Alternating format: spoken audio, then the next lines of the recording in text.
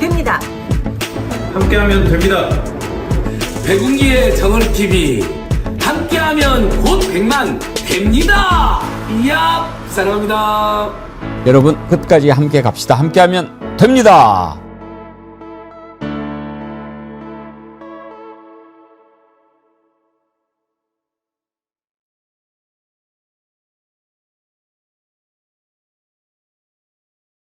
여러분 안녕하십니까, 백운기입니다. 국감이 계속되면서 조희대 대법원이 얼마나 졸속으로 이재명 대표 파기환송을 서둘렀는지 조금씩 베일이 벗겨지고 있습니다. 7만 쪽이 넘는 기록을 보았다고 믿을 사람 아무도 없지만 심지어 사건이 접수된 날부터 상고심 선고일까지 대법관 2명이 해외 출장을 장기간 다녀온 사실이 드러났습니다. 권영준 대법관은 열흘 넘게 호주와 칠레, 미국을, 신숙희 대법관은 2주 가까이 남아프리카 공화국과 아일랜드를 다녀왔습니다. 참 멀리도 다닙니다. 그런데도 대법원은 출장 중에도 비서실로부터 자료를 받아 검토할 수 있다고 밝혔습니다. 명백한 거짓입니다. 비서실이 자료에 접근할 수도 없고 출장 기간에 기록을 검토했다고 믿을 국민이 누가 있겠습니까? 말도 안 되는 변명으로 진실을 가리려고 하지 말고 지금이라도 조희대는 국민 앞에 솔직히 털어놓고 물러나서 합당한 법의 심판을 받아야 할 것입니다.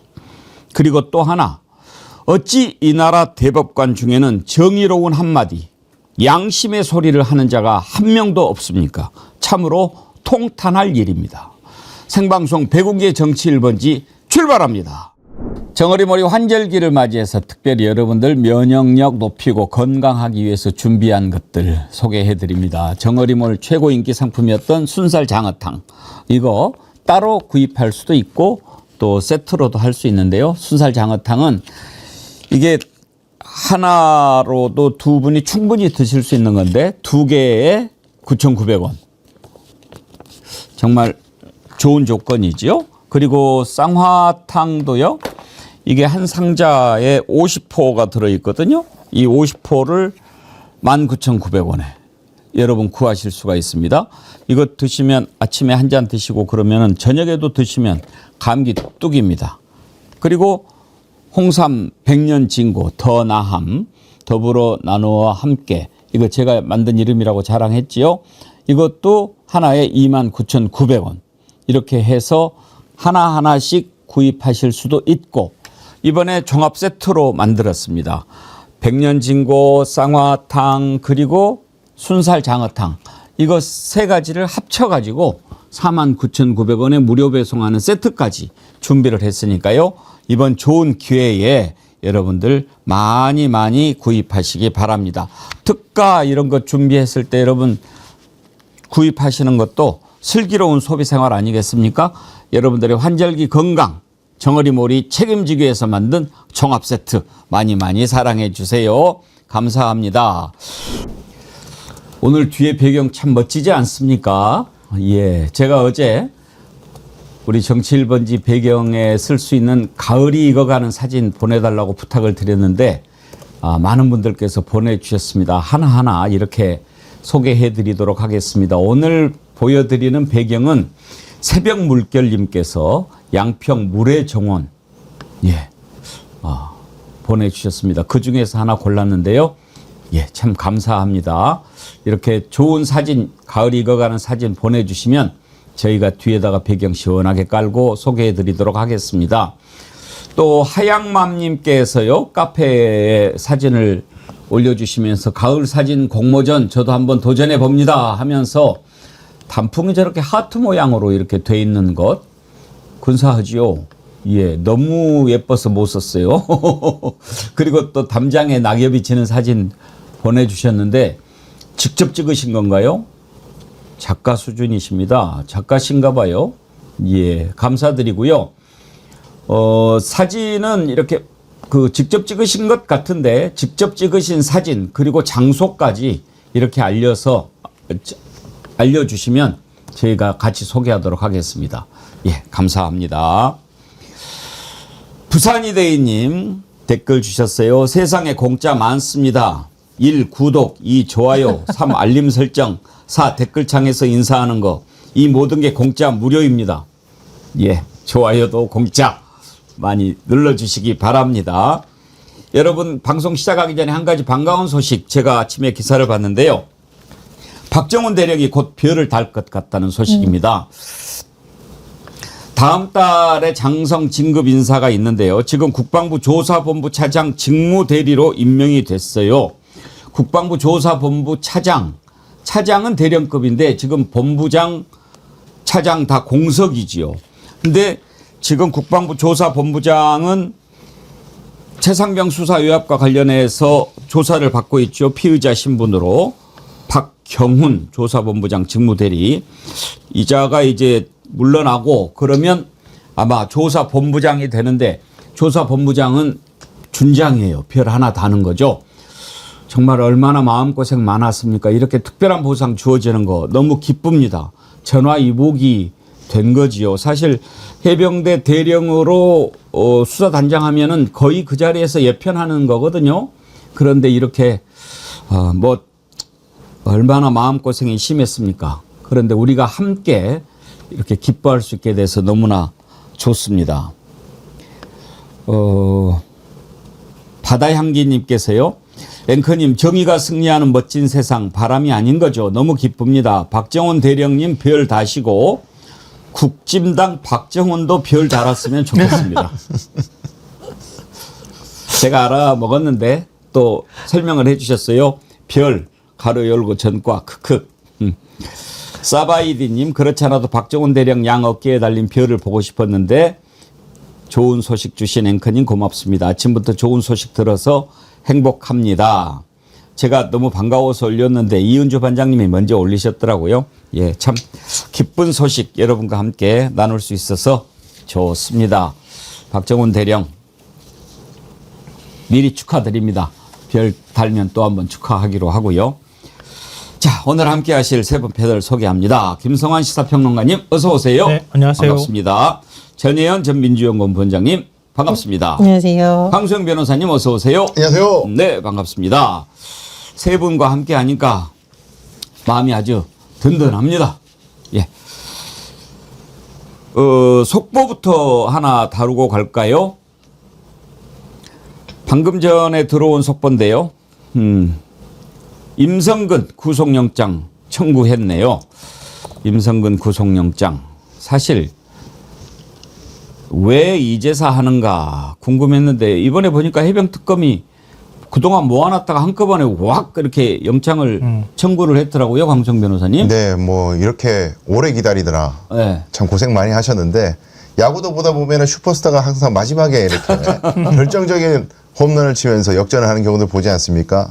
국민들 마음을 시원케 하는 소식이라고 저는 확신하는데 일단 뭐 보수 쪽에서 계속 얘기했던 최상봉 사건의 본질은 그 어린 군인이 왜 구호 활동하는 동안에 그렇게 죽음으로 몰릴 수밖에 없었는가, 왜 그걸 방지 못했는가라는 것에만 집중돼야 되는 거지 왜 엉뚱한 거 자꾸 파냐 그랬는데 일단 핵심 임성근 전 사단장 과실치사 혐의로, 업무상 과실치사 혐의로 그 죽음에 대한 직접적 책임이 있다라는 것을 수사 결론을 내리고 드디어 기소가 됐습니다. 자, 근데 그게 끝이 아니죠. 예, 이런데도 불구하고 이 사람을 구명해 주기 위해서 도대체 누가 어떻게 동원이 돼서 윤석열이 야, 그거 하지 마! 빨리 보류해! 다시 빠꾸시켜! 라고 했는지를 밝히는 것, 그 길로 가는 것도 대거 지금 구속영장들이 줄줄이 릴레이로 준비되고 있습니다. 좋은 소식들 계속 저는 이어지리라고 생각합니다. 그런데 네. 김성환 평론가님, 저는 임성근이자 지금 업무상 과실치사 혐의로 구속영장 청구했는데 병원을 좀 먼저 가봐야 되는 게 아닌가 싶어요.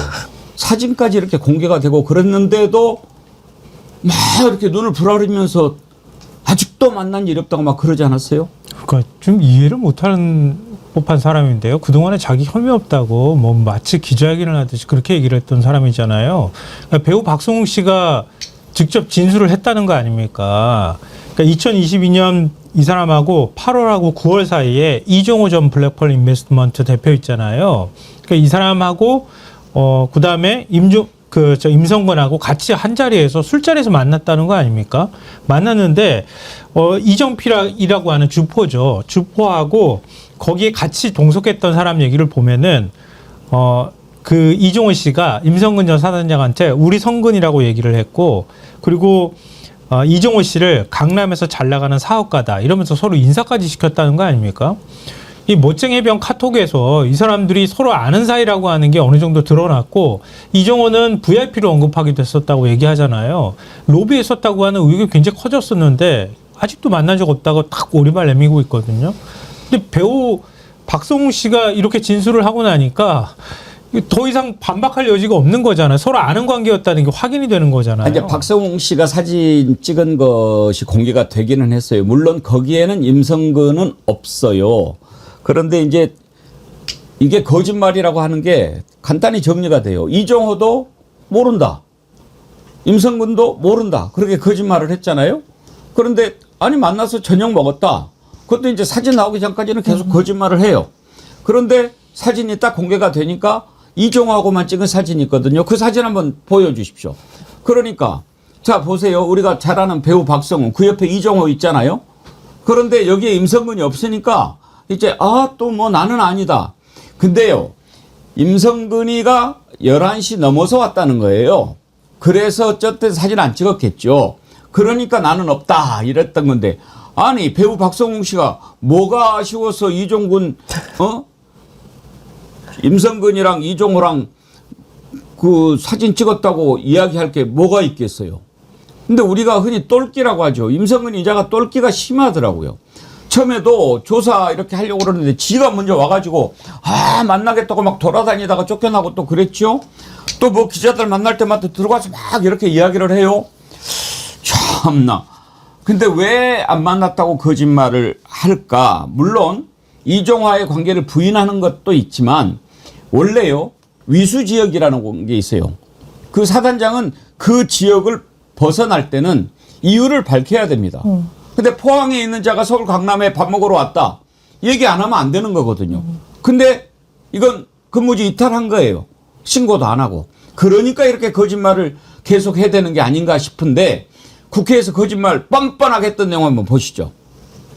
이종호 씨를 끝까지 모른다고 하셨어요. 그런데 임성근 이종호 씨와 식사했다 배우 박성웅 씨가 진술을 했어요. 모르는데 어떻게 식사를 하겠습니까? 이 박성웅 배우는. 그 부분은 사실이 아닙니다. 사실이 아니라고 주장하는 것이 아니고 바로 확인을 하면은 가능한 상황입니다. 확인을 해 주십시오. 이종호 모른다고 하셨습니다. 네. 그런데 오늘 기사가 났어요. 박성웅 배우가 본인과 이종호 씨가 만나는 거 봤다. 같이 식사했다. 이렇게 진술을 한 게 나왔습니다. 본인이 아직도 그럼 이종호 모른다고 얘기하실 건가요? 예, 저는 아직도 이종호 씨를 만난 적이 없습니다. 그리고 이종호 씨를 만나지도 않았는데 어떻게 그 배우하고 제가 만날 수가 있겠습니까? 임성근 씨 같은 경우는 굉장히 자신 있게 얘기하고 단호한 태도를 보이는데요. 그렇게 자신 있게 얘기한다고 허구가 사실이 되는 건 아니죠. 그렇게 자신 있으면은 핸드폰 비밀번호 풀어가지고 포렌직에 임하는 것이 맞고, 그게 더 빨리 진실이 밝혀지지 않을까요? 저는 그것을 권유합니다. 근데 저자가 또 웃긴 게요. 핸드폰 비밀번호를 본인이 기억이 안 난다고 그랬어요. 근데 이제 영장 청구가 딱 임박해 오니까 이제 증거인멸로 걸릴 것 같으니까 오늘 새벽에 드디어 핸드폰 비밀번호를 발견했습니다 라면서 자수를 했대요. 아니 그래서 임성근이 지난 8월에 특검에 출석하면서 뭐라 그랬냐면, 이종호 씨에 대해서 일면식도 없고 그런 분이 존재한다는 것은 언론을 통해 알게 됐다. 이게 많은 언론에 보도가 됐는데요. 이게 단순히 본인의 허위 주장인 것을 넘어서 앞으로 특검의 조사를 받게 되거나 참고인 진술하게 될 사람들에게 이런 식으로 얘기를 해라는 진술을 흐리게 할 수 있는 한 요인이라는 거고, 핸드폰 증거도 어떻게 오늘 새벽에 갑자기 난 건지 모르겠는데 이게 아마 구속 치료 효과인 것 같습니다. 최근에 보니까 거짓말하던 사람들 있잖아요. 윤석열 감싸던 사람들이 윤석열 구속된 이후에 다 아니라고 그 말 들었던 기억이 난다고 하는데 빨리 구속을 해야 됩니다. 그래서 임성근이라는 인물, 이종섭에 대한 구속이 반드시 돼야 되는 이유는 억울하게 숨졌던 최상병 사망 사건의 실체를 밝히고 그 사망 사건을 제대로 수사하려 했던 사람들, 박정은 대령과 같은 사람들에게 누가 외압을 가했는지, 즉 당시에 윤석열 대통령실, 윤석열과 김건희가 연관된 부분, 그리고 국방부, 그걸 타고 와서 해병대까지 내려오던 이 거대한 음모를 이제 밝힐 계기가 된 겁니다. 법원에서 최근 내란 사건과 관련된 일부 관계자들에 대해서 구속영장 기각하면서 국민들의 분노가 극에 달하고 있는데요. 최상병 사망 사건은 징병제인 우리나라에서 많은 군 장병들의 가족들, 그리고 앞으로 군대에 갈 우리 청년들이 주목하고 있는 사건입니다. 부디 법원에서 구속을 시켜서 이 거대한 음모의 실체가 누군지, 누가 깃털이고 누가 몸통이었는지, 그리고 이종호라는 인물과 주가 조작과 김건희는 어떻게 연관이 되어 있는지 이 구명 로비 의혹까지 반드시 밝힐 수 있게 된다고 봅니다. 그러니까 구속 치료 효과 너무 좋은 표현. 네, 저도 깜짝 놀랐는데요. 그러니까 이자들은 그 뭐라 그럴까요? 꼬리를 끊으려고 했다는 걸 스스로 자인하고 있어요, 지금. 네. 그러니까 이종호랑 모른다고 자꾸 굳이 애써서 왜 부인하려고 했겠습니까? 이제 이종호 오해합을 이제 부인하고 싶으니까. 그렇죠. 예. 그러니까 그렇게 해가지고 뭔가 애써서 감추려고 했다는 것을 지금 스스로 자인하고 있는 셈이나 마찬가지고요. 좀 휴대폰 얘기를 하셨지만 임성근은 그동안에 계속 얘기했어요. 압수수색 나왔을 때 그때 급하게 비밀번호를 만들어서 넣느라고 비밀번호가 기억이 안 난다. 나도 안타깝다. 비밀번호 기억 안 나서. 이렇게 얘기를 했거든요. 근데 느닷없이 비밀번호가 튀어나오는 거예요. 얘기는 뭐냐면 비밀번호를 어디다 적어놓든가 그렇게 했어야지 떠오를 수 있는 거거든요. 왜냐하면 이전에도 비밀번호를 알 수 있는 상황이었다고 하면은 이자는 틀림없이 그 일반 보통 사람들 같으면은 비밀번호를 내가 하고 있었는데 깜빡 지금 잊고 있다. 생각이 잘 안 나는데 다시 기억해 보려고 노력하겠다. 이렇게 해야 정상이거든요. 근데 끊임없이 기억 안 난다고 얘기를 했는데 이 사람 수면 치료를 받았나? 갑자기 어디 잠재의식 속에 있었던 비밀번호가 툭 하고 튀어나오는 거예요. 이것도 사실 말이 안 되는 거죠. 뭐 완전 뭐 유레카야 뭐 발견했어요? 뭐 몰랐던 비밀번호를. 이렇게 거짓말을 하는 이유를 들여다보면 무엇 때문에 이 거짓말을 해야 했는지 우리가 다 알 수 있죠. 지금 맨 위에 윤석열이 있고 그다음에 이종섭 있고 김계환 있고 임성근 있고 이렇게 해가지고 박정원 대령 하나를 죽이면 진실이 덮어진다고 생각했을까요? 참 어리석고 못된 자입니다. 지금 이렇게 이제 뒤늦게 비밀번호 발견했다 뭐 이렇게 저렇게 하지만 일단 업무상 과실치사 혐의가 적용이 돼서 구속영장이 발부되고 재판에서 유죄를 받으면 임성근 이자는 그전에도요 조사를 받다가 막 서둘러서 전역을 했어요. 왜 그랬나 봤더니 연금 받으려고 그랬던 건데 만약에 처벌을 받고 파면이 되면 연금도 박탈되죠. 날아가는 거죠. 예. 네. 그리고 제가 이제 변호사 경험하면서 정치인들이 의뢰인이 되는 사건들이 종종 있었는데 그때 보면 항상 느끼는 게 이게 고소용어로 써서 좀 죄송합니다만은 못 먹어도 고입니다. 이분들이 보면은 구석에 몰리고 핀치에 몰리더라도 일단 처음에 자기가 했던 말들이 있기 때문에 한번 부인한 사람들은 더 세게 부인해요. 근데 지금 막 언론에서 여러 증거들이 발견되고 막 구석으로 몰리고 갑자기 자기가 생각지도 못한 가령 이번에 배우 박성웅 씨처럼 자기가 그냥 잡아떼면 괜찮다고 생각했는데 언젠가의 술자리를 봤다는 배우가 저런 얘기 할 줄 자기가 어떻게 예상했겠어요. 근데 저런 게 나오면 돌아서야 되는데 못 돌아서고 철저하게 기획된 스토리 안에서 계속 강하게 얘기해요. 근데 이제 재밌는 거는 밖에서는 저렇게 강하게 얘기하는데 본인에게 자문을 이제 해주고 있는 변호인이나 뭐 이런 사람들 앞에서는 야, 이래도 되나? 괜찮을까 진짜? 이렇게 해도 아무 괜찮을까? 내가 계속 이렇게 해야 돼? 어떻게 해야 돼? 발발발발 떨거든요. 저는 분명히 좀 앞에서는 저러지만은 뒤에서는 굉장히 지금 염려하고 있을 거예요. 그리고 이제 자기가 이실직고 하게 되면 본인만 책임지는 게 아니잖아요. 윤석열과 김건희로 가는 고속도로가 뚫리게 되는 거니까 자기 하나 때문만이 아니라 그 부분도 굉장히 두려울 거예요. 그리고 자기가 뭐 잘못한 게 이거밖에 없겠습니까? 아마도 여기까지 정치적인 행보를 걷는 군인으로서 여러 잘못을 했을 거예요. 근데 자기가 만약에 이런 데서 잘못 처신했다가 혹시 보복당한 거 아니야? 이런 우리도 하고 있을 것 같고. 그런데 어쨌든 지금 상황까지 왔으면은 국민들 앞에 이실직고 하는 것이 본인 신상에도 좋고 그런 거지. 무슨 뭐 이제 와가지고 누가 자기를 지켜줄 사람도 없고 뭐 보복을 당한들 지금 당한 것보다 더 당하겠습니까? 지금 사부 처리되는 것보다. 빨리 자수하고 광명 찾고 본인을 구명 활동한 사람이 누군지 밝히는 것만이 감형의 길이다. 저는 그 말씀 드립니다. 예. 보스형님 TV님 저자도 내가 쓴 수법을 나도 비자금 숨겼다가 와이프한테 들켰어. 더 이상 부인할 수 없을 때 드디어 어디에 숨겼는지 생각난다고 하는 수법. 그러셨어요?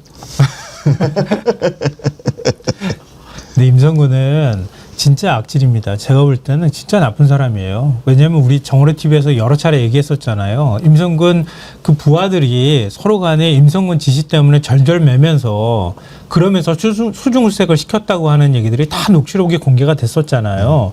그런데도 불구하고 지휘관으로서의 책임, 일말의 책임감도 느끼지 못하고 그걸 다 부인했던 사람이에요. 심지어는 자기가 수중수색 지시하지 않았다고 얘기를 했는데 수중수색 지시하거나 알았던 정황이 드러나기도 했었잖아요.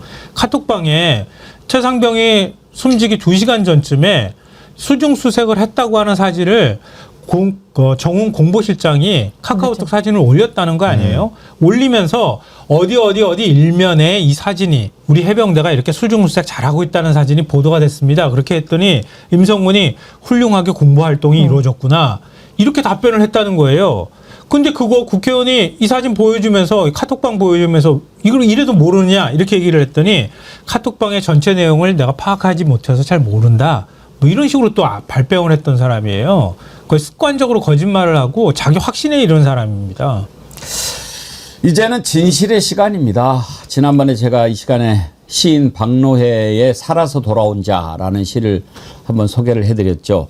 진실은 사과나무와 같다. 진실이 무르익는 시간이 있다. 눈보라와 불볕과 폭풍우를 다 뚫고 나온 강인한 진실만이 향기로운 사과알로 붉게 빛난다. 이제는 진실의 시간입니다. 거짓말을 하고 국민을 속이고 했던 자들 다 진실 앞에서 정말 부끄러운 자신의 모습 드러내야 할 시간이 하나하나 다가오고 있습니다. 조희대, 왜 그렇게 서둘러서 이재명 후보를 날리려고 했는지 하나하나 드러나고 있습니다. 7만 쪽이 넘는 기록 어떻게 볼 수 있었겠습니까? 사실대로 이야기를 해야죠. 그런데 막 이런저런 핑계를 댑니다. 뭐 전자문서 어디 있어? 어떻게? 그랬는데 또 놀라운 사실이 나왔어요. 이 사건이 접수돼서 선고에 이르기까지 그 기간에 대법관 2명이 출장이라는 명목으로 외국을 그렇게 다닌 사실이 딱 드러났습니다. 그러면 어떻게 돼요? 그 기간에 이거 봤다고? 그걸 믿으라고? 이 내용부터 다뤄봅시다.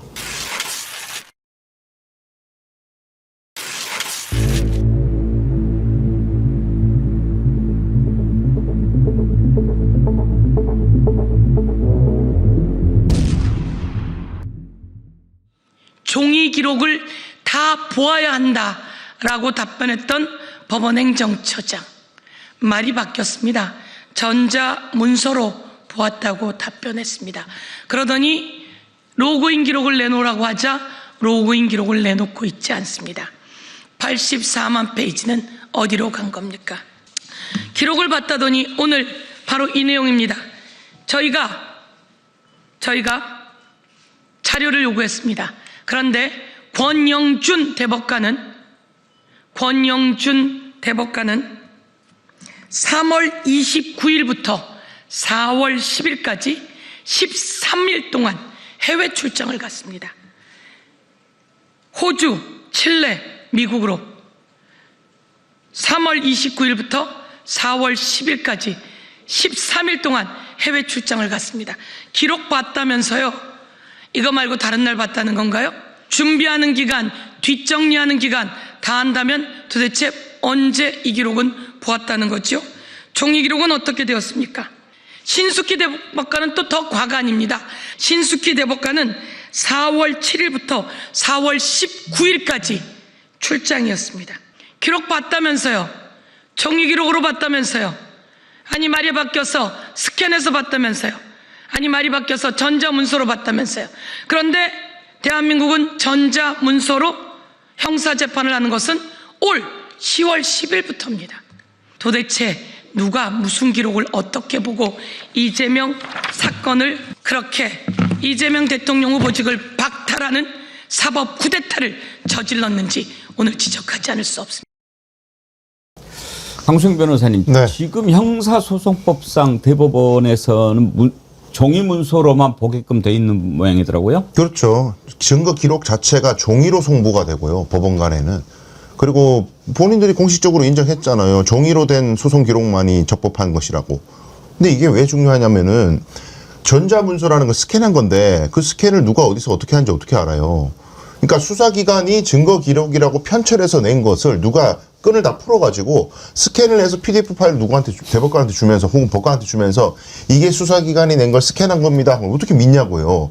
그러니까 편철되어 있는 그 증거 그게 중요한 거예요. 그래서 이거를 복사를 해도 다 그 복사를 언제 누가 했는지 기록을 남기면서 해야만이 이게 기록이 오염되거나 변형되지 않고 공정한 재판으로 갈 수 있다는 게 인정되는 건데 그걸 위해서 이제 우리가 심심해서 고리타분해가지고 아유 노인네들 모니터 보기 싫어 이래갖고 종이 기록을 보는 게 아니고 재판 과정에서 증거 기록이 오염되는 걸 막기 위해서 이런 공정성을 도모하는 거란 말이에요. 근데 무슨 종이가 있니 없니 복사 어떻게 했냐고 물으니까 전자문서로 했다 스캔했다 이렇게 얘기를 하니까 야 스캔했고 본 게 그게 지금 법제에서 가능한 거야 했더니 종이가 있고 어쨌든 우리 처음부터 접수되자마자 대법관 전원이 다 달려들어서 중요한 사건을 봤다. 그랬더니 야 해외 출장을 그렇게 길게 갔다 왔네? 아 해외에도 다 보내주면 봐. 아니 그 종이 기록을 캐리어에 갖다 넣어도 캐리어에 열 몇 개를 들고 삼국을 왔다 갔다 하고 그리고 이제 왜 출장을 가냐 보면은 그 뭐 법률 교류 뭐 소송 교류라 그래가지고 야 다른 나라는 재판을 이렇게 하는구나 야 판사가 옷을 저렇게 입네 법정이 이렇게 생겼네 희한하네 이런 거 하러 가는 거예요. 그렇죠. 아니 나라도 보니까 네. 칠레, 남아공, 호주, 아일랜드. 하하 이거 참. 그러니까요. 이걸 가가지고 호주, 칠레, 남아공 가서 뭐 아일랜드 뭐 왜 간 것 같습니까? 이게 이제 낸 의견을 보면 세계 최고 행정 법원 협의, 세계 여성 법관 협의라고 하는데요. 저는 도통 이해할 수가 없습니다. 저도 법원 담당하는 기자를 했었는데 사회적으로 관심이 높은 판결 있잖아요. 예를 들면 대기업의 소위 총수 이것만 돼도 재판관들이 몸가짐을 너무너무 조심합니다. 변호인들도 안 만나고 기자들도 안 만나고 집으로 이거 뭐 조그마한 기록이나 가질 때 흘릴까봐 심지어 이런 것을 너무너무 조심하고 출장이요? 상상도 할 수가 없는 일입니다. 그런데 35일 동안 2명의 대법관이 13일 합산 26일간 해외로 다녀왔다? 사실상 이 기간에 출장을 갔다라는 것도 맞지 않고요. 그럼 왜 출장을 갔을까? 이미 결론을 내놨다는 거잖아요. 사건 기록 제대로 보지도 않고서 이재명 그냥 유죄로 해 파기환송시켜 이렇게 결론을 냈다고 밖에 국민들은 의심을 할 수가 없는 겁니다. 만약에 13일이나 자리를 비우고 그럼 한 12일 정도 되는 기간에 7만 쪽에 달하는 것을 종이 기록으로 다 봤다? 이거는 판사가 아니라 정말 누구 말 따나 도사들이다. 아니면 궁예만 할 수 있는 판결이다. 이런 생각이 들고요. 대법원이 자꾸 이렇게 거짓말을 할수록 국민들의 불신이 더 쌓이는 겁니다. 그래서 지금 민주당이 계속 집요하게 대법원의 문제를 파고들고 있는데요. 이것은 무너진 정의를 다시 세우는 것이다. 이 사람들이 지연된 정의는 정의가 아니다라는 식으로 말했던데 허술하게 조작한 정의는 정의가 아닙니다. 지금이야말로 이 과정을 제대로 밝히는 것이 정의라고 저는 생각이 듭니다. 이자들 납작 한번 보여드릴까요? 상고심 35일 중에 13일간 해외 출장 갔던 납작입니다. 그러면은 뭐 이렇게 이야기하려나? 칠레, 남아공 가려면은 비행기 한 15시간 갖고도 안 되죠. 막 갈아타고 막 한 20시간 타고 그래야 될 거예요. 우리가 그 20시간 비행기 타고 가면서 그 기록만 보느라고 잠 한숨 못 잤다고 그렇게 이야기할까요? 저는요. 만약에 자기들이 이렇게 13일 동안이나 그렇게 해외를 갔다 왔다 그러면은 대법원 전원합의체에서 이렇게 신속하게 결정 내린다 그럴 때 반대했어야 돼요. 맞아요. 제가 좀 더 검토하고 이거는 나중에 가서라도 문제가 될 수 있으니까 좀 더 신중하게 제가 검토할 시간을 좀 달라 이렇게 요구를 해야 맞거든요. 그냥 암묵적으로 동의해 줬다고밖에 볼 수가 없는 거잖아요. 갔다 온 사람밖에 누가 더 그 당시 현지 상황을 알 수 있겠습니까? 그리고 제가 볼 때 더 말이 안 된다고 생각하는 건요. 과거에도 우리 정부가 뭐 예전에 신문도 그렇잖아요. 이 파일 형태로 돼 있지 않아가지고 그거 다 스캔 뜨는데 무지하게 시간 오래 걸려요. 7만 쪽 스캔 뜨려면요. 시간이 한 100명 동원해도 열흘 만에 못 끝낼걸요? 엄청나게 오래 걸려요, 시간. 근데 권영준 대법관은요. 3월 29일부터 갔다 왔어요. 그러면 스캔 떠가지고 그 사이에 전부 7만 쪽을 스캔 뜬 거를 열흘 정도 걸려야지 겨우 뜰까 말까 할 거라고 보는데, 아니 저는 열흘도 불가능하다고 보는데요. 갔다 오고 난 다음에 봤어야지 정상이거든요. 근데 가가지고 봤다고요? 기록을 어떻게 봅니까? 스캔을 어떻게 뜹니까? 법원 직원들 다 달라붙어서 스캔 떴다는 거예요? 이해가 할 수 없는 지금 해명들을 하고 있는 거예요. 그러니까 거짓말이 거짓말을 낳는 거고요. 계속 거짓말이 또 다른 거짓말을 지금 낳고 있는 상황인 거예요. 지연된 정의는 정의가 아니다 뭐 이따 얘기를 하는데, 제가 아까 앞부분에 왜 대법관 중에는 한 명도 양심의 소리를 내는 자가 없느냐 통탄했는데요. 그래도 현직 판사 한 명, 서울중앙지법의 한 부장판사가 법관들이 이용하는 게시판에 이런 글을 올렸어요. 대법원장님께 마지막으로 해명을 요청한다. 그러면서 판결문의 보충 의견에 썼듯 신속하고 충실하게 이 사건을 심리하여 결론에 이르렀다는 점이 도저히 수긍이 가지 않는다. 특정 사건에 한하여 이례적이고 신속한 절차를 진행한 선별적 정의는 과연 정의인가? 그 선별의 기준은 무엇인가? 법관의 독립은 그 자체가 목적인가? 법관의 정치적 중립성과 공정성을 담보하기 위한 수단인가? 그러면서 조희대에게 이렇게 일갈합니다. 만약 이 사건에 대해 국민들이 납득할 만한 해명을 하실 수 없다면 마지막으로 남은 명예와 자존심을 지키기 위해서라도 스스로 거취에 관한 결단을 해 주실 것을 요청한다. 드디어 조희대 물러나야 된다라고 하는 목소리가 판사 입에서 나왔습니다. 그것도 부장판사. 중앙지법의 부장판사면 상당히 그렇죠. 의미가 있는 자리죠. 그 대부분 이제 대법관으로 잠재력을 가지고 있는 사람이라고 평가되는 사람들인 거고요.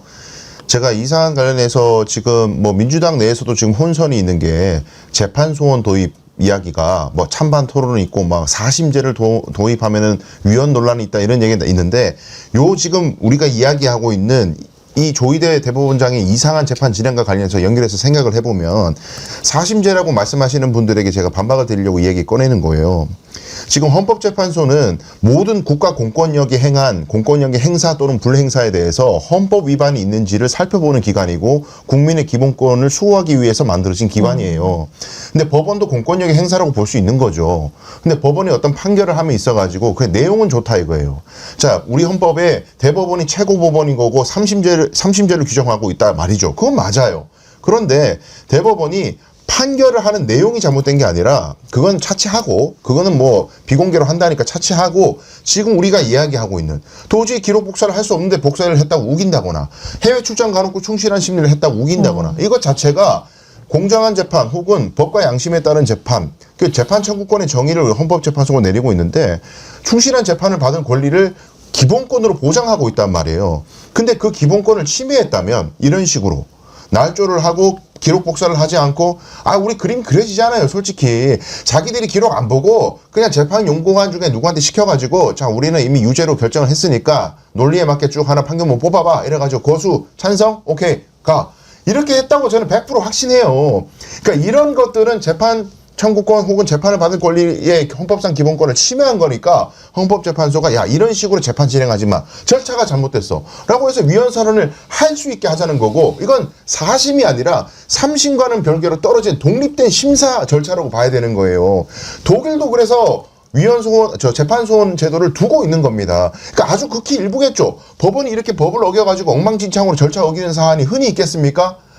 극히 없어요. 그러니까 헌법재판소에 가서 위헌으로 뒤집어지는 사안도 극히 드물단 말이에요. 드물지만은 있을 때는 바로잡을 수 있는 절차를 만들어놔야 법원도 견제할 수 있을 거 아닙니까? 민주당 주저하지 말고 재판소원 적극적으로 추진하셔야 돼요. 쫄지 마세요. 위헌 논란이 있다고 자꾸 쫄아. 그러면 안 돼요. 근데 그 법률적으로 설명하셨으니까요. 저는 아주 짧게 하나만 말씀드릴게요. 헌법재판소에서 재판소원 괜찮다, 필요가 있다고 얘기를 해요. 헌재 사무처장이 얘기했죠. 우리나라에서 위헌 여부 판단하는 곳이 어디입니까?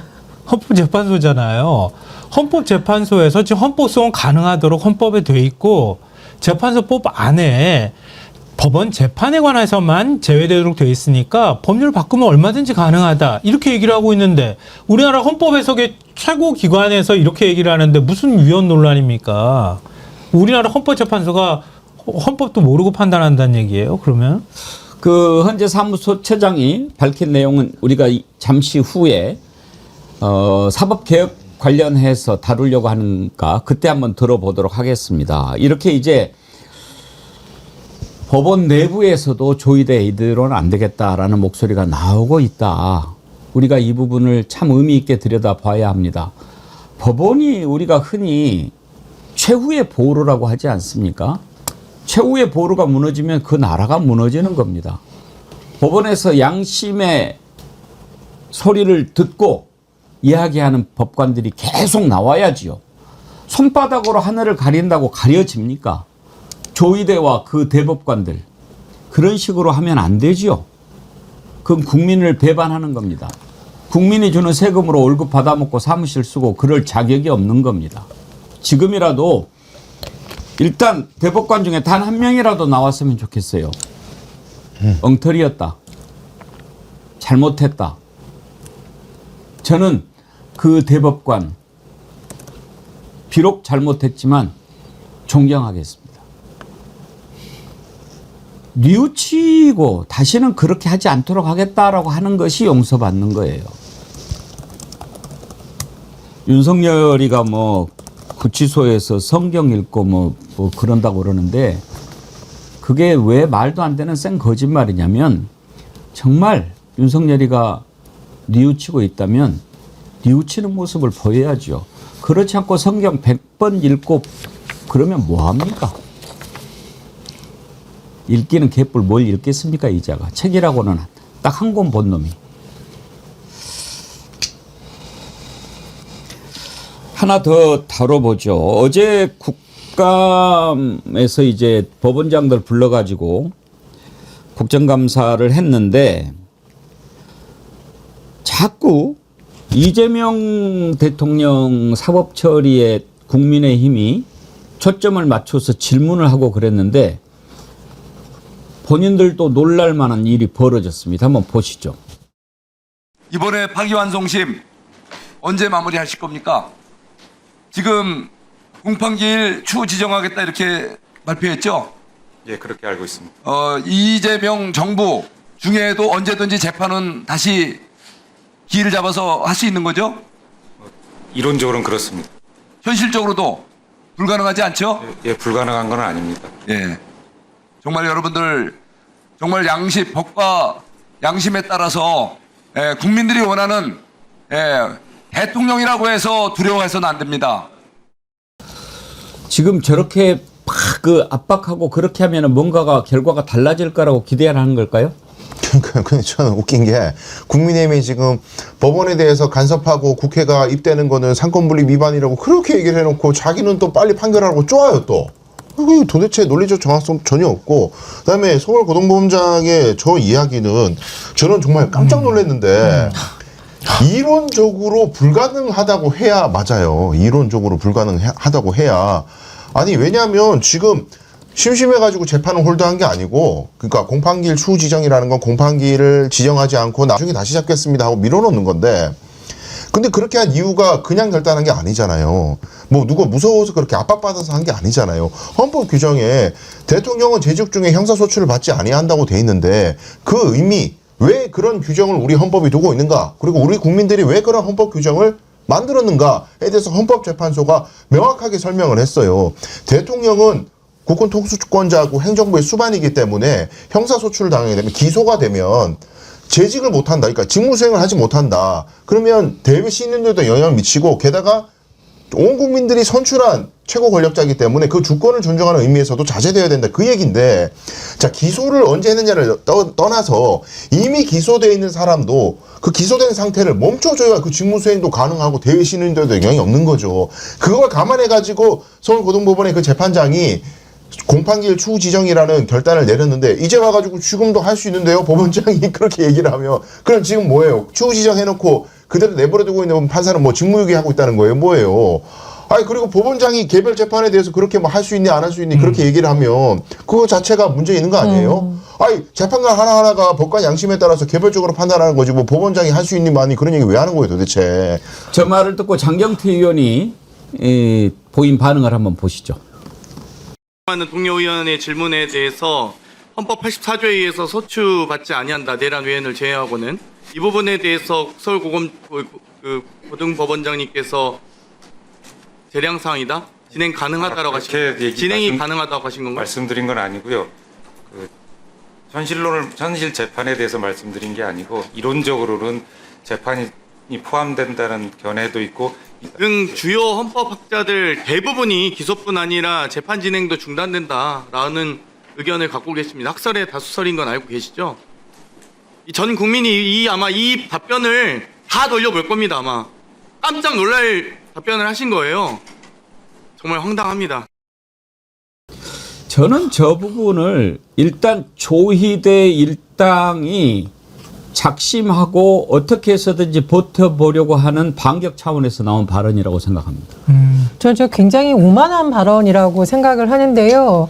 정치인들은 국민회의에서 선출이 되든 말든 당신들의 목숨은 우리 법원이 갖고 있다라는 태도를 보인 굉장히 기득권적인 오만한 모습이라고 생각을 하고, 장경태 의원이 이제 발언했죠. 헌법 84조. 대통령은 헌법 84조에 따라서 내란 외환죄가 아니하고서는 형사소추를 받지 아니한다고 분명히 되어 있고요.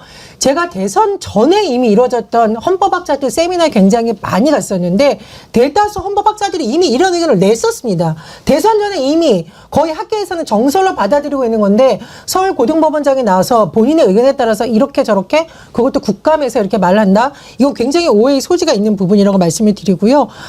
제가 조금 이해를 듣게 말씀을 드리냐면은 법원 행정처가 얼마나 힘이 세길래 이런 분들 저한테 질문하는 분들이 있더라고요. 제가 법원 출입할 때 보면 법관들도 공무원이기 때문에 법원 행정처와 대법관들과 대법원의 영향을 받을 수밖에 없습니다. 그래서 대법원장이라던가 대법관들이나 법원 행정청이 예를 들면 국민들의 인권을 보호하는 쪽으로 우리가 가야 된다라고 계속 주장을 하면 법관들도 재판을 할 때 그 부분을 세밀하게 보는 거고요. 검사의 수사 기록만을 보지 말고 당사자들의 진술을 열심히 들어야 된다고 하면은 법원이 그런 방향성으로 가능합니다. 즉 국민의 입장에서 사법개혁을 위해서 법관의 독립이라는 것은 국민의 기본권을 보호하고 정치적 독립을 보장받는 쪽으로 대법관과 법원 행정처가 가야 되는 거지, 저렇게 법적 논란을 일으키고 정치적으로 편향되어 있고 입법부 위에 군림하는 듯한 모습을 보이려고 법관의 독립을 보장하려는 것이 아닙니다. 지금 오히려 국정감사정에서 보여준 조희대 대법원장과 서울법원장의 저런 태도가 오히려 국민들로 하여금 사법개혁해야 된다, 이런 주장에 더 힘을 실게 하는 것으로 저는 봅니다. 네, 저는 김대현 서울고법원장 얘기 듣고요. 검사 동일체 원칙이 있다고 그랬잖아요. 판사 동일체 원칙도 있는 거 아닌가? 그런 생각을 하게 됐어요. 왜냐면 어제 내란이냐 아니냐는 걸 가지고 굉장히 질문을 많이 받았거든요. 근데 대답을 못해요, 판사들이. 아니, 내란인지 아닌지를 대답을 못하면 어떡하자는 겁니까? 그럼 그 명분은 그거예요.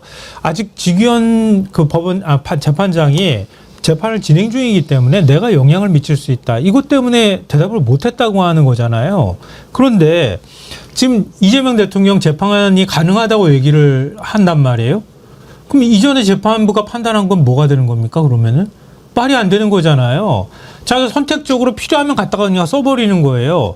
그런데 필요한 부분이 있으면은 만약에 대법원장이 판단한 부분이나 이런 게 있으면은 판사 동일체 원칙이 있는 것처럼 찍소리도 못 하는 거예요. 이게 말이 되나 이런 생각이 들고요. 만약에 김대웅 원장의 어떤 태도로서 제가 볼 때는 이 답변을 하려고 하면 이론적으로 가능합니다라고 답변하면 안 되고요. 이론적으로 불가능하다는 건 아니라는 의견이 있다, 이렇게 답변해야 맞는 거예요. 그래야지 판사로서 적절한 답변이었던 거예요. 근데 너무 명쾌하게 이론적으로 가능합니다 이렇게 해버리면은 가능한데 지금 안 하고 있다는 뜻으로 읽힐 수 있잖아요. 그러니까 기본적으로 판사로서의 어떤 입장을 밝히는 것에 대한 조심성조차도 없는 거다, 그냥 눈치 보기를 하고 있는 거다, 이렇게밖에 해석이 안 돼요. 죽정님, 사법부가 너무 썩었구나. 내란도 판단하지 못하는 판사가 무슨 판사냐. 몽돌님도 내란을 내란이라고 말도 못하는 게 무슨 판사입니까? 제가 항상 말하지요. 이번에 내란에 가담한 자들 다 벌 받아야죠. 그리고 역사를 바로 세워야지요. 그런데 그 과정에 우리가 그 보았던 것들, 검찰이 어떤 식으로 범죄를 저질러 왔는지, 사법부가 어떤 식으로 진실을 가려왔는지, 이런 것들도 다 이제는 진실의 시간이니까 드러나서 고치는 것, 바로 잡는 것, 이게 더 중요한 일이다. 이런 마음이 드는 겁니다. 어제 민주당이 사법개혁안을 발표했지요. 일단 재판소원은 당론으로 갈 것 같은데 포함이 되지는 않았지만 그것도 결국은 이 차원에서 나오는 얘기입니다. 이 마음 같아가지고는 당장에 저런 자들 그냥 싹 정리하는 법을 만들었으면 좋겠는데 또 그렇게 하면 너무 지나치다라고 할 것 같으니까 일단 대법관들 수라도 좀 늘려서 더 진실에 가까이 다가갈 수 있도록 하고 지금요 제가 잠깐 그 얘기를 좀 드릴까요? 오늘 그자들 뭐 출장 가서 검토하고 뭐 그랬다고 그래서 대법관들은 휴가를 어떻게 보내는가 하고 AI로 대법관 휴가 한번 찍어봤어요. 그랬더니 이렇게 나와요. 대법관의 휴가는 매우 제한적으로 허용되며 1년에 단 하루도 제대로 쉬지 못하는 경우가 많습니다. 대법관 휴가 실태, 연 1일 내외, 업무 부담, 대법관과 재판 연구가 모두 상고심 사건 처리 등으로 인해 자리를 비우기 어렵고 휴가 사용 자체가 거의 불가능에 가깝습니다.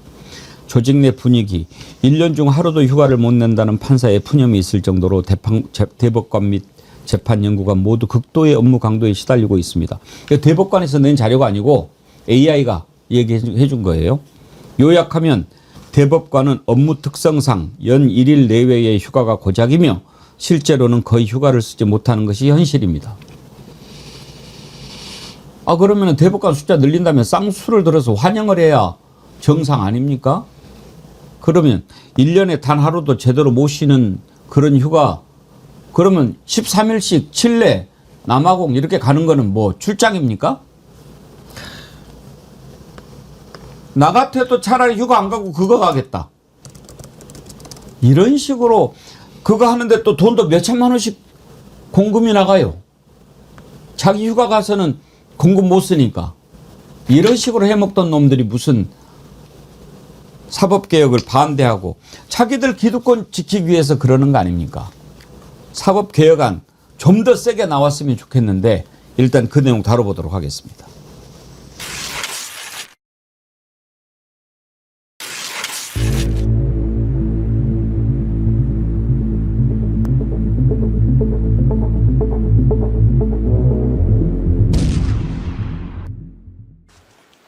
그러면 이 재판 소원에 대해서 지금 그동안 학계에서도 충분히 논의가 되어 왔었고 그 도입 필요성이 인정된다는데 공감대를 이루고 있는 걸로 알고 있습니다. 그렇죠? 네, 그렇습니다. 이 재판 소원을 도입하는 여부는 이제는 남은 것은 국회의 입법 정책에 달려 있다. 그래서 이번에 만약에 재판소원이 도입이 된다면 국민들의 인권, 기본권이 더욱더 확대되고 신장될 것이다. 이런 많은 공감대가 있다는데 거기에 대해서 어떻게 생각하시는지 말씀 주십시오. 예, 저희들이 국회에 제출한 의견서에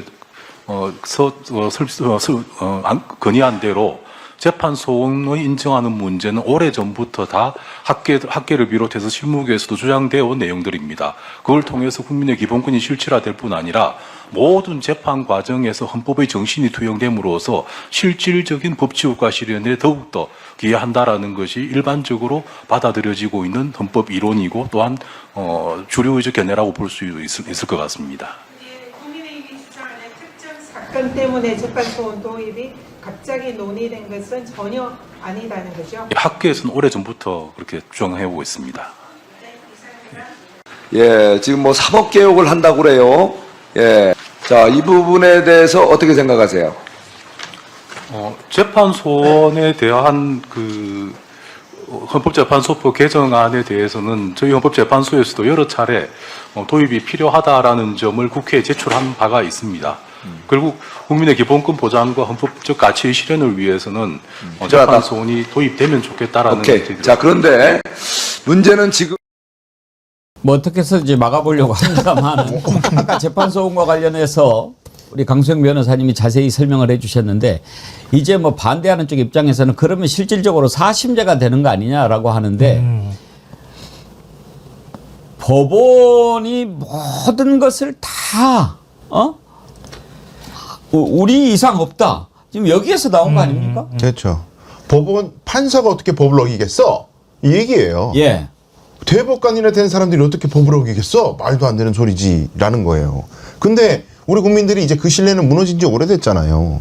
법관도 죄 지을 수 있고 법 어겨가면서 이상하게 무리한 재판 할 수 있다는 걸 눈으로 봤잖아요.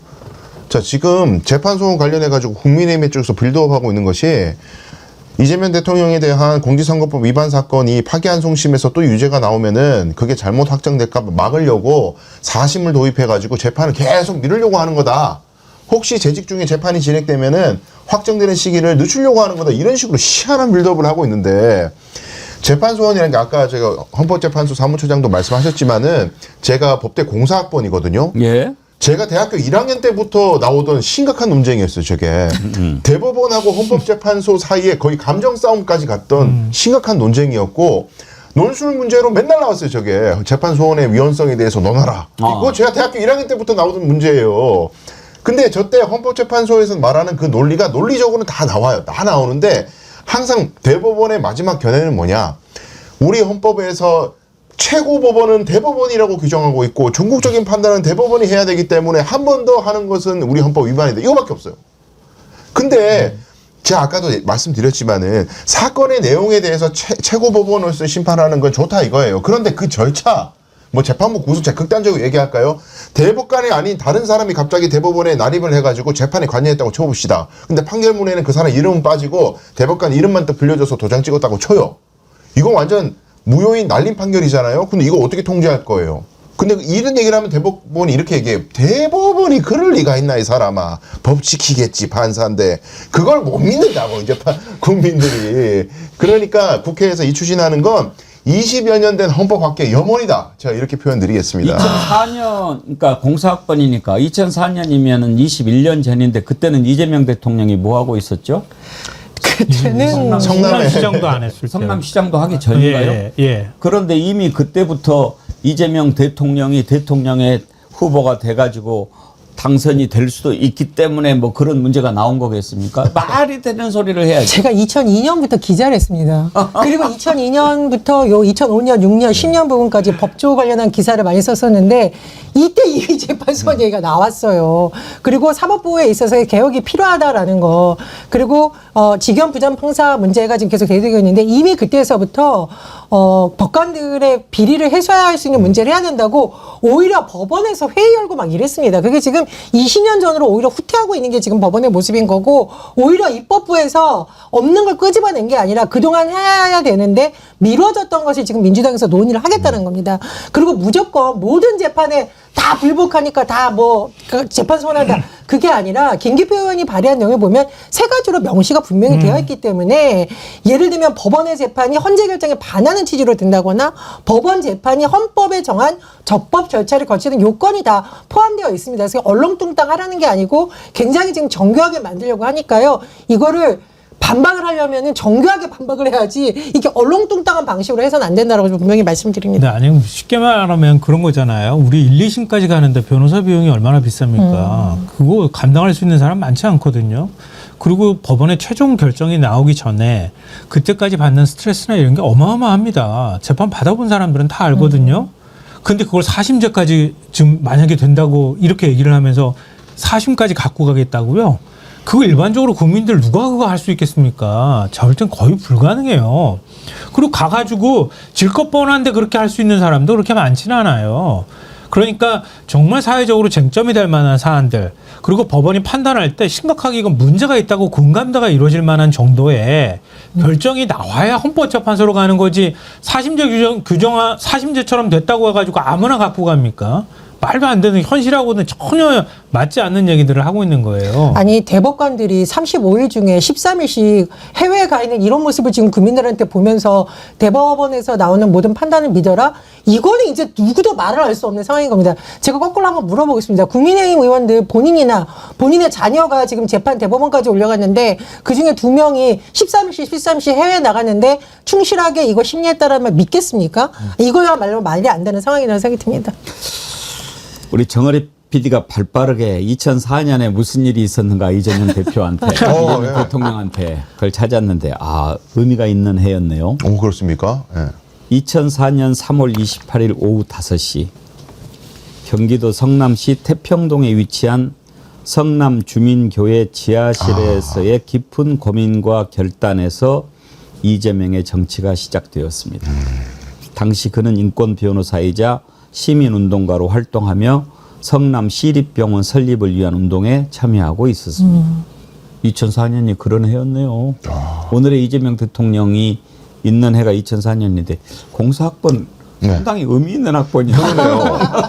근데 저는 충격받는 게 부원장님 02년에 기자를 하셨어요. 네네. 누나 엄청 동안이시네요.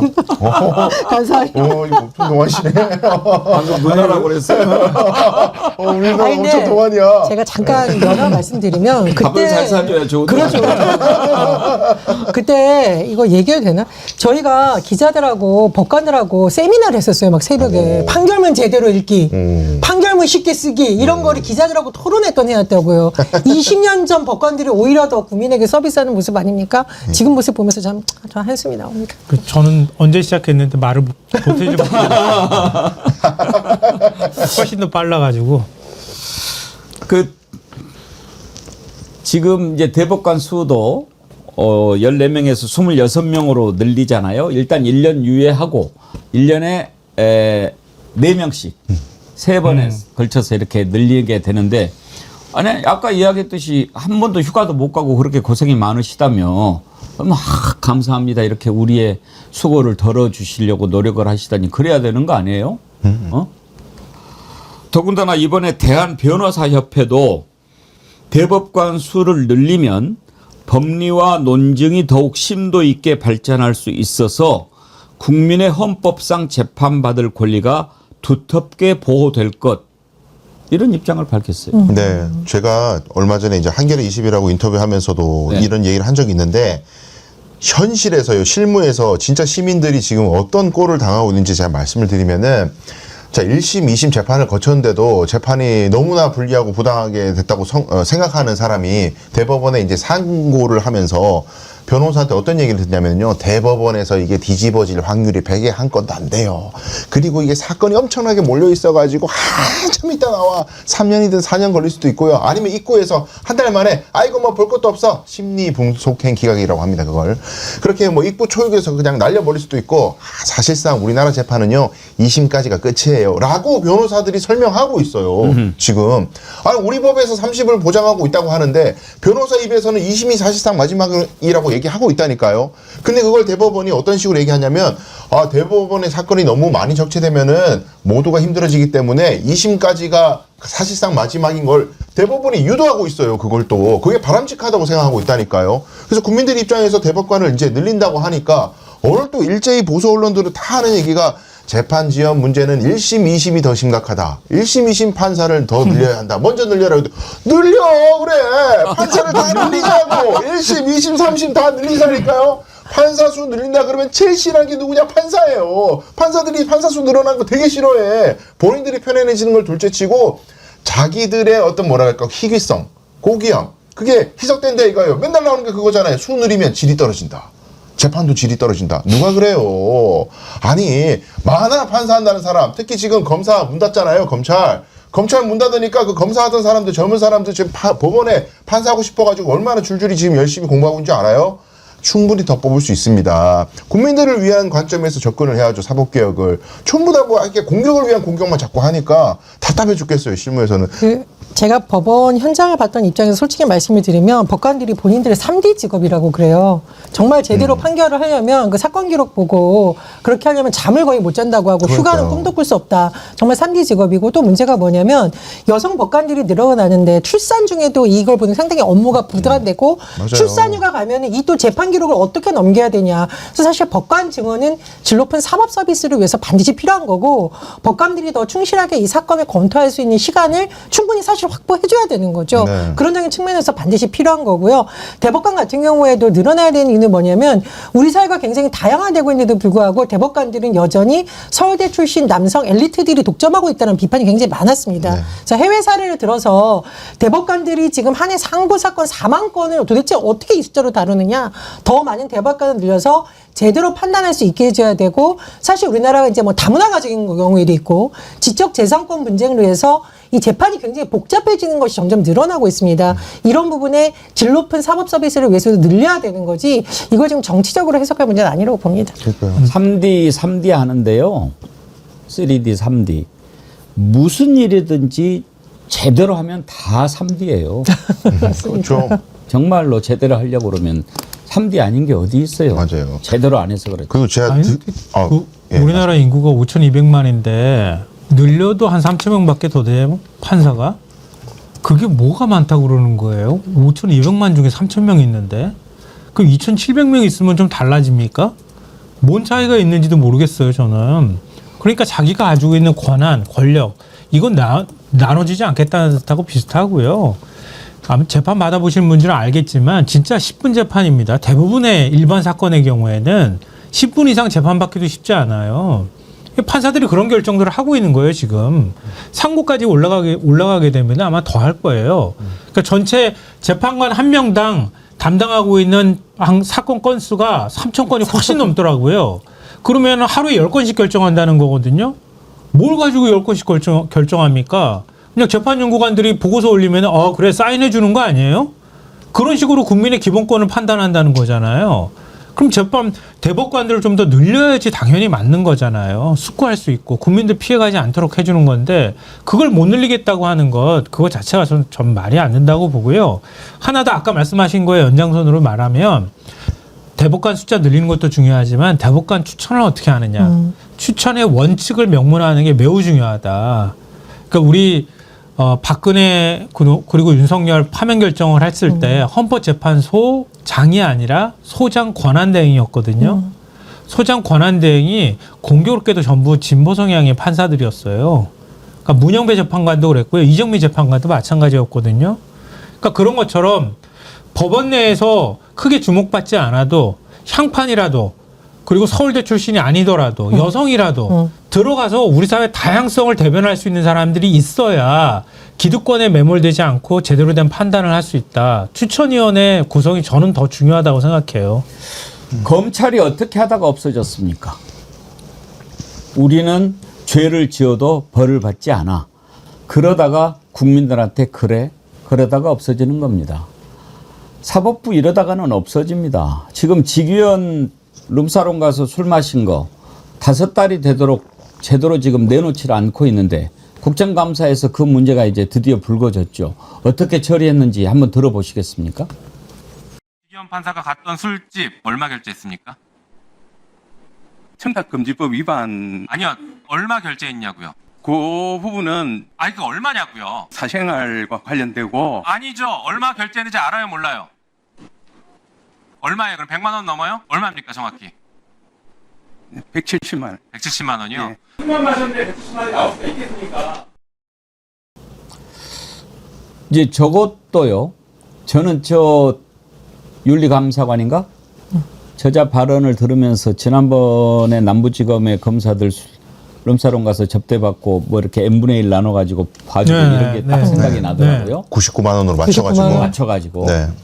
그러니까 170만 원인데 뭐 직위원이 말을 그대로 받아들여가지고 나는 뭐 한두 잔 하고 뭐 나오기 전에 갔다 뭐 이렇게 하고 뭐 전체적으로 또 나눈 거 뭐 이렇게 하니까 또 문제 안 되고 이대로 지금 푼 거 아닙니까? 네, 맞습니다. 그러니까 그것도 사실 대법원 가지고 바뀌었잖아요. 원래 6만 원으로 계산을 했잖아요. 검사 한 명당. 그렇게 해서 100만 원 이하라 그래가지고 그래서 검사들한테 사실상 면죄부를 줬는데 검찰에서는 대법원에서 판단할 때 처음에 상차림을 했다. 제가 그냥 쉽게 말씀드리는 거예요.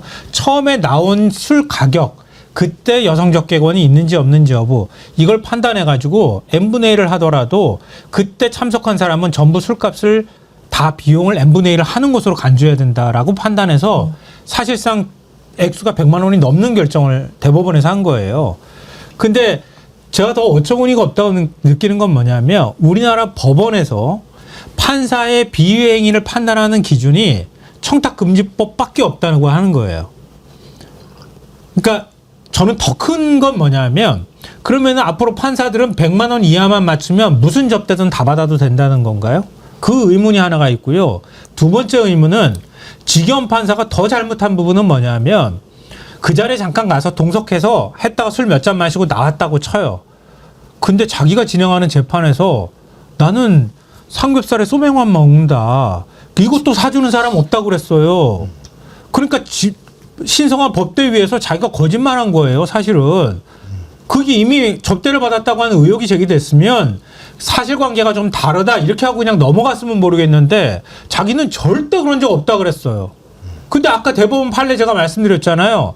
가서 술 몇 잔만 마시고 와도 초기에 술이 나온 가격을 다 계산을 해서 n분의 1 해야 맞는 거고 그것도 또한 윤리 규정에 그것만 적용하는 것은 굉장히 기계적인 적용일 수밖에 없다. 그러니까 지경 판사를 판단할 때 아무런 문제가 없어요. 청탁금지법상 문제가 없는데 무슨 상관이에요? 라고 말하는 것은 말도 안 되는 그냥 면죄부 주기 위한 발언일 수밖에 없다고 보는 겁니다. 그러니까 저거 보고 저희 법조계에서 우스갯소리지만 진짜 화딱지나는 거지 같은 얘기가 뭐냐면은 한두 잔 마셨다는 얘기 있잖아요. 예. 저게 의미가 있다. 저거를 양주 전체 뭐 술값이 170만 원이면은 그게 양주 용량이 뭐 900ml면 한두 잔이면 70ml에서 120ml 정도로 계산해가지고 지가 먹은 만큼만 접대받은 걸로 해서 밑으로 가격을 떨어뜨린다는 똥거지 같은 이야기들이 지금 법조계에서 블랙 코미디로 돌고 있습니다. 이건 우스갯소리지만 어쨌든 이게 정말 두려워요. 정말로 법원 신뢰가 얼마나 무너지겠어요. 이런 식으로 가면. 저 윤리감사관 저자도 판사 아닙니까? 그렇죠. 근데 어떤 술집이 있길래 두 명이 마셨는데 170만 원이 나올 수가 있죠? 그러니까 그런 술집이라면 사실 외관상 들어갈 때부터 여성 접객원이 있다는 식으로 뭔가 암시를 하거나 아니면 이렇게 딱 봤을 때도 문제가 있는 술집이구나. 굉장히 술값이 많이 나오는 소위 양주 팔고 접객원 나오는 술집이구나. 의심만만 하지만 않겠습니까? 그 사진은 두 명이 아니고 세 명 아니에요? 세 명. 네, 세 명. 근데 아니 나는 그 자리에 갔다라는 것도 이해가 안 돼요. 그래 놓고서는 뭐 삼겹살에 소주만 마신다? 그것도 사주는 사람 없다 그랬어요. 이런 거짓말을 지금 국민들한테 믿으라는 게 진짜 어이가 없고요. 진짜 국감에서 이런 블랙 코미디가 된다라는 것 참 씁쓸합니다. 강덕수님 800원 초코파이는 유죄. 판사 60만 원은 무죄. 이게 니들이 말하는 법이냐. SEORI님 설이십니까? 일반 공무원은 3만 원 넘으면 법 위반이고 잘난 판검사들은 99만 원 접대를 받아도 괜찮냐? 강평화님 99만 원 검대리야 불기소 세트랑 어찌 이래 똑같냐? 국민들이 이렇게 묻고 있습니다. 너네들한테. 이러면요 검찰 꼴 납니다. 예. 우리가 그거 원치 않습니다. 사법부 무너지는 거 원치 않습니다. 최후의 보루 무너지는 거 원치 않습니다. 그러려면 어떻게 해야 됩니까? 조의대가 물러나야죠. 조의대가 물러나고 이제 그 자리에 정말 헌법과 법률과 양심에 따라 재판하는 정의로운 법관들이 들어서야죠. 그래야 나라가 제대로 되지 않겠습니까? 정치하는 놈들이야 그렇다고 치더라도 그래도 국민들이 믿고 기댈 만한 구석은 하나 있어야죠. 끝으로 장동혁이 이자에 대해서 한번 좀 얘기를 해볼게요. 물론 뭐 장동혁, 김민수 정상이 아니라고 제가 보고 선을 넘어도 한참 넘었고 이미 돌아오지 못할 길을 갔고 이자들 때문에 혹시라도 남아있던 위헌 정당 해산 여지가 사라지는 느낌인데요. 그 왜 윤석열 면회를 갑니까? 뭐하러 갑니까? 갔다 와가지고 한다는 말 뻔세가 정말 못돼 먹기 그지없습니다. 들어보시죠. 그리고 이번 면회는 제가 전당대회 기간 때부터 약속했던 것들을 지킨 것이고 저는 저희 당의 전직 대통령이었던 분에 대한 인간적인 예의를 다한 것입니다. 오늘 더불어민주당에서 모든 의원들이 나서서 규탄대회까지 하던데 이게 그럴 사안인지 안쓰럽습니다. 김현지를 덮기 위해서 더불어민주당도 곧 전직 대통령에 대한 면회를 할 순간이 다가올 텐데 그때 더불어민주당이 어떻게 할지 한번 지켜보겠습니다. 김성환 평론가님, 저는 어제 저 얘기를 듣고 맨 마지막에 무슨 말인지 한참 생각했어요. 저 이재명 대통령 얘기하는 거죠. 이재명 대통령 나중에 그렇게 될 거다. 그때 민주당 면회가지 않겠냐 이 얘기를 좀 하려고 하는 거죠. 그러니까 저주를 퍼붓는 거나 다름이 없는 것 같고요. 자기 행위의 어떤 합리성, 정당성 이런 것들을 좀 얘기하기 위해서 저런 식의 얘기까지 지금 하고 있는 건데요. 순수하게 예의를 다하기 위해서 갔다고요?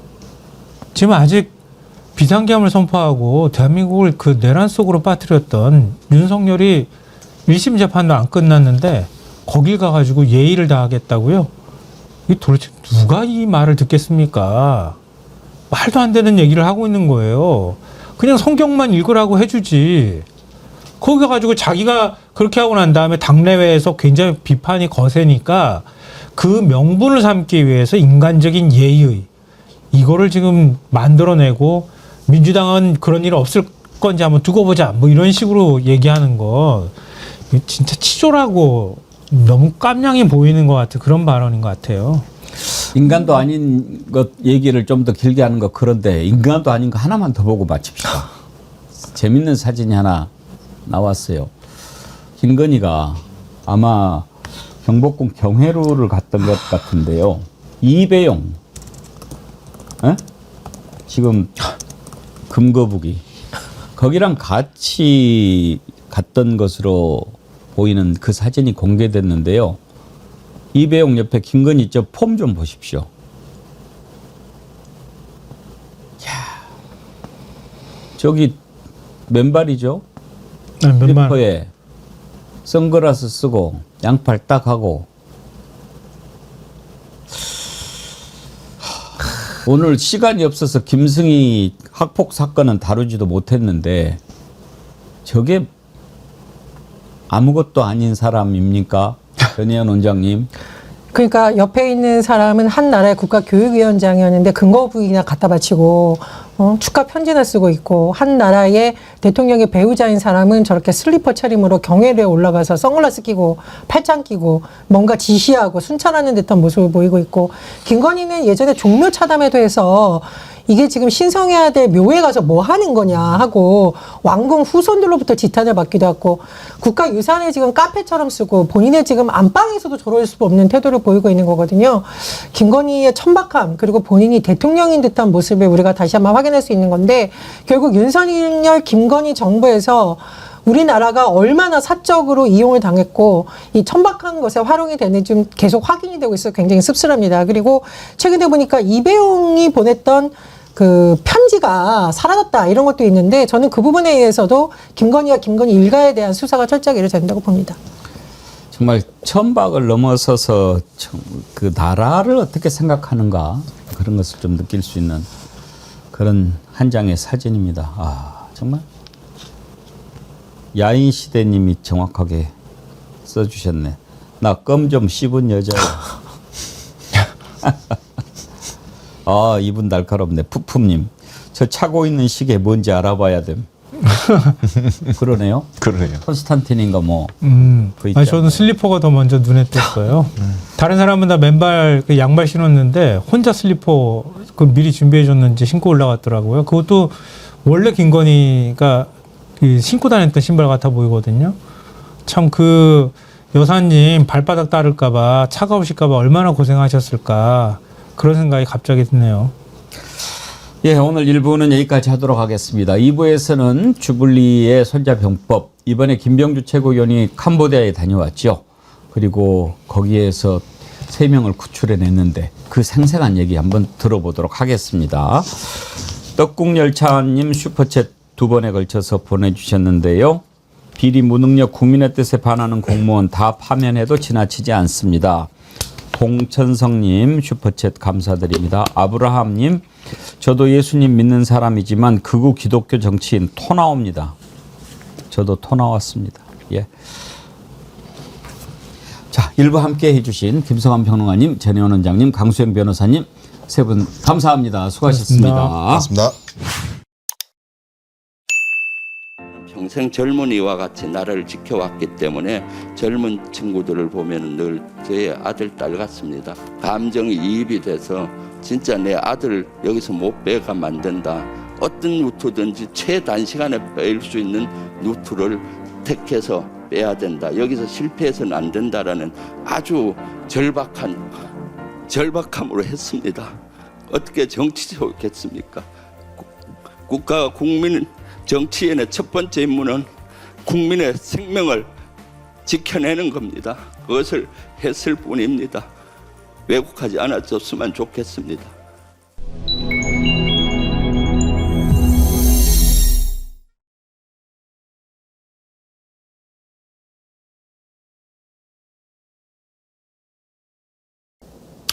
예, 이번에 재외국민안전대책단으로 캄보디아에 다녀오신 주블리 민주당의 김병주 최고위원님 오셨습니다. 어서 오십시오. 네, 안녕하세요. 이번에 이제 그 캄보디아 재외국민안전대책단으로 가셨는데 가가지고 또 구출하신 그 구출 대작전이 아주 관심이 쏠리는데 그 상황을 좀 먼저 듣고 싶습니다. 어떻게 하시게 된 거예요? 네, 먼저 출발하기 전에 저의 지역구 남양주에서 부모님의 절규어린 민원이 있었어요. 우리 아들이 8월 15일 날 캄보디아 프롬펫에 여행을 갔다. 근데 연락이 안 된다. 아마 범죄 소굴에 있는 거 아닌지 모르겠다. 그러면 김병주 최고위원님 가신다는 걸 알고 연락을 한 거예요? 네. 왜냐하면 그 신문에도 나고 하니까 우리 시의원을 통해서 연락이 왔어. 그러면 인적 사항하고 그런 걸 다 받았습니다. 근데 장소가 프롬펫으로만 나와 있지 구체적인 게 없는 겁니다. 그럼 서울에서 김서방 찾기잖아요. 그렇죠. 그럼에도 불구하고 이와 같은 그 정모군인데 정모군을 비롯해서 한국인들이 많이 그렇게 위기에 몰려 있구나라는 생각을 해서 가서 한 명이라도 구출하고 또 시스템적으로 이런 것들을 보완을 해서 다시 이런 걸 재발 방지해야 되겠다라는 각오를 하고 도착을 했고요. 도착하자마자 어떻게 합니까? 사람 찾으려면 여러 군데 소문을 내야 되잖아요. 그래서 한인회에도 이런 사람들 좀 찾아달라고 하고 대사관 경찰관에도 우리하고 캄보디아 측 고위직을 만났을 때도 얘기를 했거든요. 그렇지만 뭐 찾기가 어렵죠. 그런데 둘째 날 이제 그날이 복귀하는 날입니다. 지난주 금요일 날 한 12시쯤 위치가 어느 정도 확인이 됐어요. 한국에서 문자가 왔는데 30층 건물 13층에 있다. 그게 어쯤 된다라는 게 주소가 나왔습니다. 그래서 어떻게 확인했냐 했더니 저는 바쁘니까 우리 보좌진들한테 위치 좀 확인해 달라고 했더니 어머니하고 협조를 해서 그 정모군의 친구가 컨택이 되는 친구가 있었어요. 우리나라에 아니면 우리나라에 가끔씩 소식을 전하는 친구를 통해서 확인이 됐는데 실종된 그 캄보디아에 간 그 정모군이 도착해서 얼마 있다가 사진을 하나 보냈어요. 사무실에서 밖에 찍은 사진, 정경 사진을 보냈고 여기가 프롬펫의 30층짜리 건물이고 나는 13층에 있다라는 걸 보내는 거예요. 그걸 가지고 구글 지도를 찾아보니까 거기는 고층 빌딩이 많지가 않습니다. 그래서 식별하기가 좀 용이해요. 그렇지만 지도만 갖고는 할 수 없으니까 그 정보를 한인회 회장한테 우리 보좌진들이 줘서 거기가 맞는지 확인해라 해서 주소까지 나오게 된 거예요. 그때가 한 12시 금요일 돼서 제가 상원 면담을 끝나고 나오니까 문자가 막 폭발을 했더라고요. 이렇게 빨리 확인됐습니다 하고 그래서 그때부터 본격적으로 찾기 시작을 했죠. 그래서 찾는 방법은 그동안 소문냈던 그런 여러 루트 사람을 다 모이고 했어요. 캄보디아 고위급, 차관급을 만났는데 이분이 아주 전문적인 한국을 많이 도와주신 분이었어요. 그분하고 한국 대사관에 파견된 경찰, 교포가 그 지역에 아주 잘하는 교포분하고 며칠을 전화로만 통화이 안 돼서 한 2시까지 제가 머무는 어디로 오라. 소집을 했죠. 강국. 그래서 다 왔습니다. 그래서 그 고위급 차관을 통해서 해야 되겠다 해서 차관을 만났더니 이렇게 해서 찾아야 된다. 주소가 나왔으니 찾자 했더니 그분이 요구사항이 있더라고요. 어떻게 지금까지 조치했냐 해서 한인회도 얘기했고 대사관도 얘기했고 한인회도 위치가 나오니까 빨리 또 경찰에 신고를 했더라고요. 찾으려고. 그러니까 그분 조건은 그렇게 하면 안 된다. 이게 경찰에 신고해도 한인회에서 여러 루트로 올라가다 보면 그 정보가 셀 수가 있다. 대사관도 마찬가지. 경찰이 하려면 그 캄보디아 경찰에 신고하잖아요. 그러다 보면 세면은 도망간다. 자기한테 위임을 해달라. 그래서 그거는 다 크로스 시키고 여기서 하자 하는 거예요. 어차피 그분들이 신고해도 자기한테 와서 간다는 거예요. 그렇죠. 여러 번 단계를 거쳐서. 그래서 제가 한인회하고 그쪽에 그 협조를 요청을 했고요. 여기서 할 테니까 잠시 보류하자. 그리고 그때 교포도 와 계셨는데 그러면 그 건물에 자기 직원들하고 아는 분을 며칠 보내서 감시를 하겠다 하더라고요. 그래서 빨리 보내서 몇 명이 건물 앞에서 감시를 하고 있었고요. 왜냐하면 사진은 있었으니까. 정모군의 사진. 그리고 협의를 해보니까 신고를 해도 이게 프로세스가 너무 늦는 겁니다. 정상적으로는 신고를 하면 위치가 나와도 경찰위원회가 열리는데 4일 후에 경찰위원회가 열리고 경찰위원회에서 수색하겠다고 결정이 나면은 3주 후에 투입을 한대요. 어느 세월에. 왜냐하면은 사실 신고만 갖고는 어떤 건물을 덮칠 수가 없다는 거예요. 비리 사실이나 비행 사실 이런 걸 어느 정도 확보를 해야 가는 거죠. 구조도 그러고. 그러니까 오래 걸리는 거죠. 대부분이 그렇게 진행이 되더라고요. 근데 저는 다급하잖아요. 오늘 금요일 저녁에 한국으로 복귀를 해야 되는 일정인데 안 된다. 지금 당장 하면 덮치면 경찰이 덮치면 찾을 수 있는데 왜 못하냐. 그래서 그 고위급 경찰 그 공무원한테 캄보디아 여러 루트로 한번 해봐라. 다행히 그날 오전에 제가 상원에 가서 부의장을 만났는데 부의장이 직함이 부의장 겸 우리로 얘기하면 국방내무위원장인데 국방과 행안위원장으로서 경찰군을 통제하는 위원장이었어요. 그리고 그 친구도 포스타 출신이라서 내가 포스타라니까 친해졌거든요. 그 친구 뭐든지 도와준다고 하지 않았냐. 빨리 전화해서 도움을 받게 해라 하고 그기도 연락을 하고 여러 루트로 고위급이 관여가 됐죠. 그래서 한 4시쯤 되니까 전화가 오더라고요. 긴급 경찰회의가 열리기로 했다. 그리고 4시쯤 그 사이에 이제 13층 갖고는 안 된다. 거기는 엄청난 큰 건물이었어요. 호실을 알아야 된다는 거예요, 거기서. 왜냐하면 모든 건물에 들어가서 하다면 도망가 버리잖아요, 그 층에. 그래서 한국에 전화를 제가 해서 보좌진 없이 혼자 가니까 너무 바쁜 거예요. 또 한국에 전화해서 야, 호실을 알아야 된다니까 그 친구를 통해서 한번 알아봐라. 근데 그냥 알려주지 않을 거 아니에요. 그래 우리 보좌진하고 정모군에 한국에 있는 친구가 가상에서 그 친구한테 정모군 편지를 보냈어요. 메일 같은 거를. 내가 취직하고 싶으니까 너 찾아가고 싶으니까 어디로 가면 되냐 몇 호실로 취직해서 온다 그러면 그 친구는 소개비를 또 한 1,000만 원 받는 모양이에요. 얼싸졌다고 13층 13호를 가르쳐 준 거예요. 13호. 호실까지 확인이 됐으니까. 머리 잘 썼네요. 네, 이제 작전이 개시가 될 수가 있잖아요. 그래서 경찰위원회에 알려줬죠. 13호 확인됐다. 이제 들어가라. 그래서 초조하게 기다리는데 6시 됐을 때 경찰회의가 끝났더라고요. 이제 밤이 돼가려고. 저는 그날 밤 11시 반 비행기로 와야 되는 시간의 싸움이었는데 근데 안 좋은 소식이 왔어요. 경찰회의 끝났는데 오늘 못 들어간다. 며칠 있다 들어가야 된다. 아이고. 참 미치겠더라고요. 얼마나 답답합니까. 그래서 제가 안 된다. 이거 해야 된다. 그래서 1인 시위라도 해야 되겠다 해서 나 사진 찍어라 하고 사진 찍고 지금 여기 이 자리에 앉아서 8시간 버티고 있다. 그리고 그날 아침에 상원 부의장과 찍은 사진 그것도 보내라. 상원 부의장도 약속하지 않았냐. 그리고 그 차관한테도 캄보디아 차관한테 상원 부의장한테 다시 전해라. 그리고 또 국정원 쪽도 고위급을 만났어요. 제가 그 전에 거기도 전화해서 빨리 해라고 하고 답답하죠. 그리고 지위가 별거 있겠습니까? 앉아서 한국에서 온 고위 국회의원이 지금 8시간 버티고 나는 그거 해결 안 하면은 꼼짝도 못 하겠다 하고 보냈어요. 경찰 쪽에. 예. 그랬더니 8시 반쯤 좋은 소식이 왔습니다. 9시에 기습을 하기로 했다. 작전하겠다고. 예. 아, 됐다. 그때 이제 체크하고 공항으로 와야 되는 시간이었어요. 그렇죠. 그래서 하루 연기해서 이걸 마무리하고 가겠다고 빨리 또 공항에 다 내일 비행기 조종하고 뭐 저 혼자 가니까 얼마나 바쁜지 그러니까요.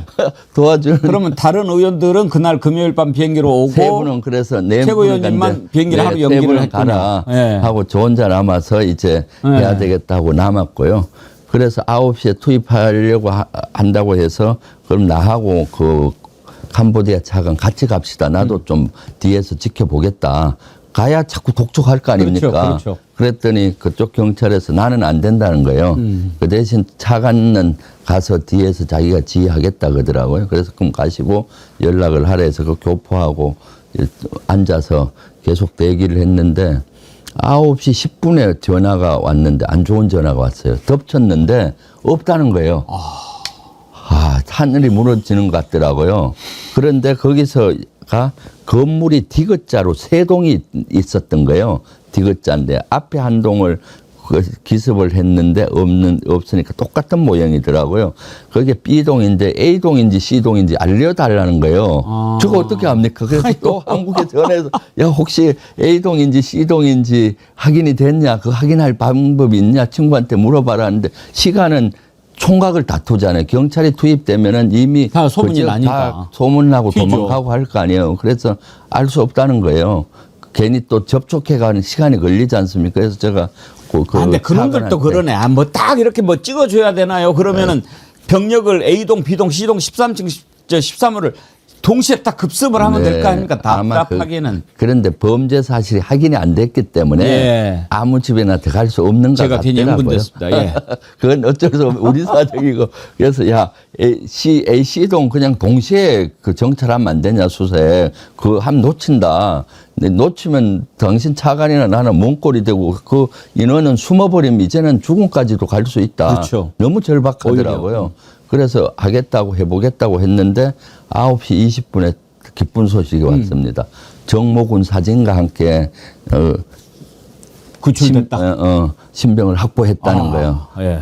진짜 눈물이 나더라고요. 눈물 그리고 나죠. 2분 후에 다시 전화 왔어요. 예. 한국인 2명 청년도 구출했다. 같이 구출했다. 예, 그래서 3명 그 사진을 딱 보내오더라고요. 그래서 안심이 됐죠. 그리고 나서 이제 경찰들이 그 3명을 신병을 확보하고 하게 되면 경찰로 가서 우리도 얘기하면 유치장, 예. 유치장에서 일단 초동 수사를 해야 그렇겠죠. 되는 거예요. 그렇겠죠. 그러면 내가 지금 가서 만날 수 있느냐 하니까 이틀 후에 해야 만날 수 있다는 거예요. 초동 수사가 끝나야 된다는 거예요. 그 규정상. 그럼 내가 내일 저녁에 가야 되는데 그것 때문에 이틀 기다릴 수가 없다. 그럼 오늘 저녁은 양보하겠는데 내일 10시에 좀 만나게 해달라.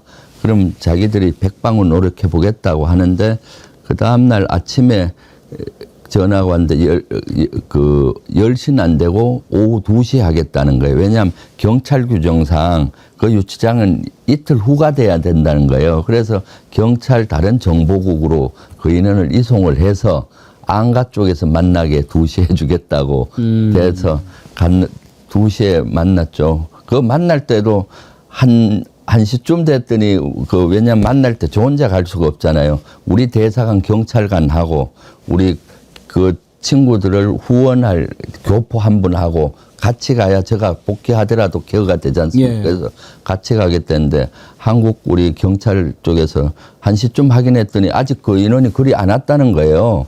그래서 또 전화를 하고 뭐 해서 겨우 2시까지 그 인원이 와서 면담을 하게 됐던 거고요. 면담을 해보니까 20살, 23살, 26살의 우리 청년들이었고 간지 2달 됐더라고요. 실제 2달 됐고 연애 사기, 로맨스 스캠을 주로 했는데 초기 단계를 했더라고요. 예. 초기 단계를 하고 본인들이 빨리 한국에 좀 복귀해 달라고 하고 처음에는 저를 되게 경계하더라고요.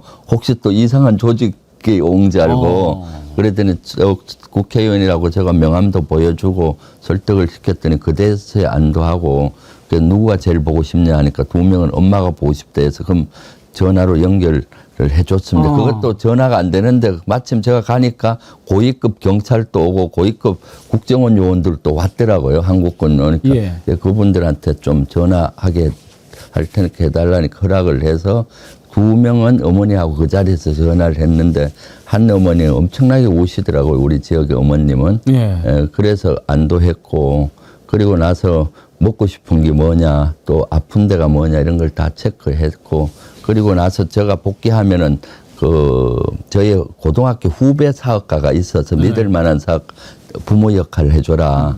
일주일에 한 번씩이라도 면회 가서 먹고 싶은 것도 여주고 하게 체계를 하고 대사관 우리 경찰을 통해서 했고 또 저는 캄보디아 고위급 경찰인 이쪽에 통상 그렇게 가면은 추방해서 소환하는데 3개월이 걸린다고 해요. 3개월 너무 길다. 그렇죠. 한 달 이내에 최대한 짧게 좀 했으면 좋겠다고 간곡히 부탁을 하고 그날 이제 복귀를 하게 된 거죠.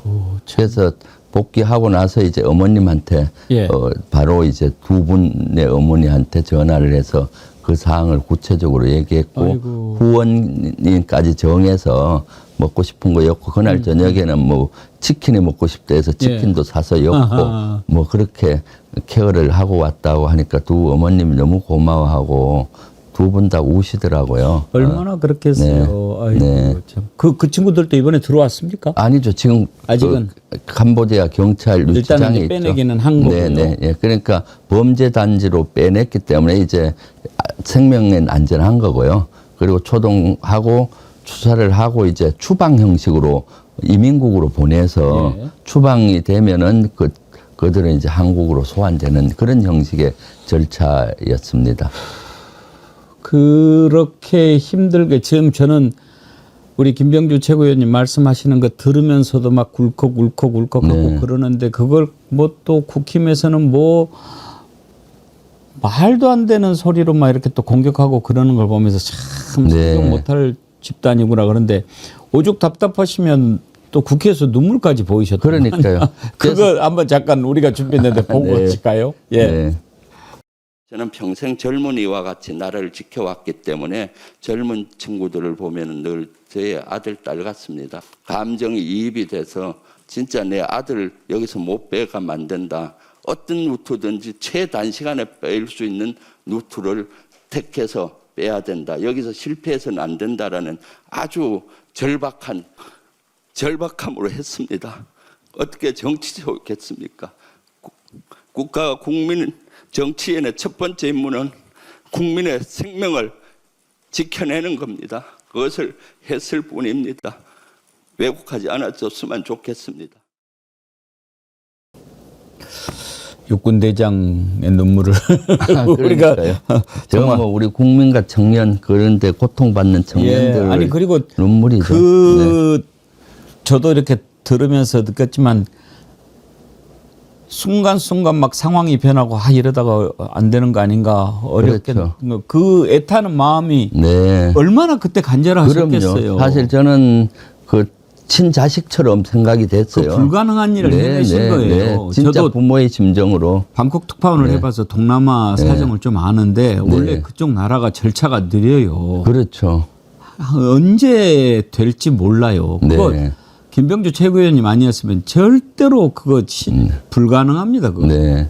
그래서 저 과정에서 저 혼자가 있다 보니까 교포분 중에 일부가 오해를 하셨더라고요. 왜냐하면 처음에 초동 단계에서 제가 찾아달라고 했을 때 적극적으로 찾고 또 건물까지 같이 확인을 하고 본인들도 경찰에 신고해서 하려고 했는데 그 캄보디아 차관님이 다 중지시켜 달라고 보안이 누출되면은 해서 중지시키고 그때부터 정보를 드리지를 못했어요. 아마 그게 서운했고 마치 자기들이 찾으려고 하는데 같이 하다가 공을 낚아채는 거 아니냐 이런 서운함이 배어 있더라고요. 그리고 끝나고 나서도 저 혼자 있다 보니까 면회 가고 뭐 면회 준비하고 그다음 이런 과정들이 다 제가 직접 다 해야 되잖아요. 그런 과정에서 그 교포 동포분들 같이 했던 분들한테 자세히 설명을 못하고 복귀를 했더니 한 교포분이 조금 사실과 다른 면에서 서운함을 페이스북에 올렸더라고요. 정치인이 뭐 쇼하는 것 같았다 등등. 그러니까 그걸 가지고 이제 뭐 국민의힘이나 극우들이 저를 공격하는 거죠. 네. 이찬우님 네. 이런 글을 주셨어요. 그리 고생하셨는데 어제 아침 방송 국진 패널이 이 상황에 대해서 말하기를 본인 지역구 청년 하나를 구했는데 무슨 의미가 있냐고. 이것들이 사람입니까? 빨리 해산시키고 이런 발언에 대해 민사적 책임을 지게 하는 법을 제정해야 됩니다. 쓰레기들 좀 치웁시다. 거리의 쓰레기보다 더 지저분한 공해입니다. 그러니까 같은 지역이지만은 사람도 아니죠. 그때 제가 얘기했던 건 캄보디아 그쪽 고위층하고 경찰에도 계속 그 추색 들어가기 전에도 얘기하는 거 정모군이 있으면은 한국인이 같이 좀 있을 거다. 한국인을 다 찾아와라 그 건물에. 그걸 계속 요구한 거거든요. 정모군 한 명만이 아니라 그 사실 사기하려면 한국인도 있을 거 아닙니까? 그래서 3명을 찾은 겁니다, 사실은. 사실 이번에 이제 지금 한 석 달 됐다고 그러셨나요? 2달 정도. 2달? 예. 이번에 구출한 게 무슨 의미가 있냐면 만약에 이번에 이 친구가 탈출을 못했으면 네. 계속되는 협박과 고문에 못 이겨서 계속 범죄의 구렁텅이로 빠져 들어갈 수밖에 없는 상황 아닙니까? 그리고 죽음으로까지 내몰렸을 것이고. 그러니까 이자가 죽을 수도 있는 것을 구해준 것도 있고 또 이자를 포함해서 이 정군을 포함해서 3명을 구출을 함으로써 이 3명에 의해서 일어날 수도 있는 얼마나 많은 피해를 사전에 예방하신 거란 말이에요. 예, 그런 차원을 생각을 해야죠. 그럼요. 그 인원들이 계속 거기서 했다면은 사기 행각이 계속 강요에 의해서든 이루어지면 한국에 있는 우리 많은 사람들이 피해가 계속 했을 거 아닙니까? 그러니까 그런 점에서 보면 이제 우리가 이번에 캄보디아에서 송환된 젊은 친구들 이렇게 보면서 마음이 좀 착잡한 게 이게 피해자이기도 하면서 또 가해자란 말이에요. 네, 그럼요. 참 그 어쩔 수 없이 이제 갔는데 가서 그 일을 안 하면은 죽을 수도 있으니까 하고 이 문제를 일단은 이제 지금 48명은 구속 영장이 발부가 됐어요. 10명은 영장 심사 예정이고 법에 따라서 합당한 처벌을 또 받고 사회에 복귀해야 되겠지만 많은 국민들이 이번에 보고 놀란 게 저렇게 많은 젊은이들이 거기에 갔단 말인가. 그리고 저렇게 못 나오게 돼 있는가. 도대체 어떻게 돼 있는가. 뭐 이런 것들을 보면서 국민들이 많이 놀랐거든요. 일단 최고위원님 이번에 이제 직접 그 현장을 보고 겪으셨으니까 국민들이 일단은 이번에 그 박군이 숨지면서 이 문제가 정식으로 불거졌고 이번에 가신 것도 감금돼 있는 사람들을 좀 파악을 하고 얼마나 많이 탈출시킬 수 있을까 하는 기대를 우리 국민들이 가졌는데 막상 돌아온 것은 캄보디아 인민당국에 구금돼 있는 자들을 데리고 와서 범죄자들 처벌하는 것으로 그치니까 국민들 여론이 억울하게 당한 사람들 구해주는 건 몰라도 죄 짓고 벌 받아야 될 놈들을 돈 들여서 데리고 온다? 여기에서 좀 혼란이 생기는 것 같아요. 이걸 어떻게 봐야 할까요? 그것은 국가의 첫 번째 책무가 국민의 생명을 지키고 구하는 겁니다. 그거보다 더 큰 가치는 없어요. 그래서 이들은 사실 가해자이면서 피해자입니다. 또 범죄 용의자이기도 하고요. 그 중에는 나중에 법적으로 범죄자가 되는 사람도 있을 거고. 그렇지만은 일단 거기에서 생명의 위협을 받고 있으니까 구출을 해내고 구해내고 한국에 와서 법을 따져서 처벌을 해야 되는 거죠. 그리고 법적 책임이 다 끝나면은 다시 정상적인 한 그 시민으로 돌아가서 생활할 수 있게 터전의 희망의 사다리를 놔주는 것이 국가이고 정치입니다. 그래서 저는 평생을 첫 번째 임무를 위해서 살았어요. 국민의 생명을 지키는 것. 그래서 저는 청년들과 나라를 지키고 국민의 생명을 지키는 일에 평생 했지 않습니까? 그런데 같이 근무했던 우리 전후 청년들이 목숨이 경각에 달려 있는데 어떻게 안 구합니까? 그래서 제가 자청해서 이거 TF를 만들어야 된다. 정청래 퇴거하고 그래서 정청래 퇴거 다시 허락을 해주고 해서 급파를 같이 한 거거든요. 그래서 정부 대응반도 같지만은 국회는 국회가 할 일이 있고 정부는 정부 할 일이 있잖아요. 그래서 저희는 상원 의원, 하원 의원, 정치권에서 이거를 빨리 구출하는 방법, 또 재발 방지 방법, 앞으로 어떻게 할 건가를 논의해서 그런 걸 다 했던 거고요. 그리고 우리 동포사회, 많은 또 지금 되게 어렵거든요.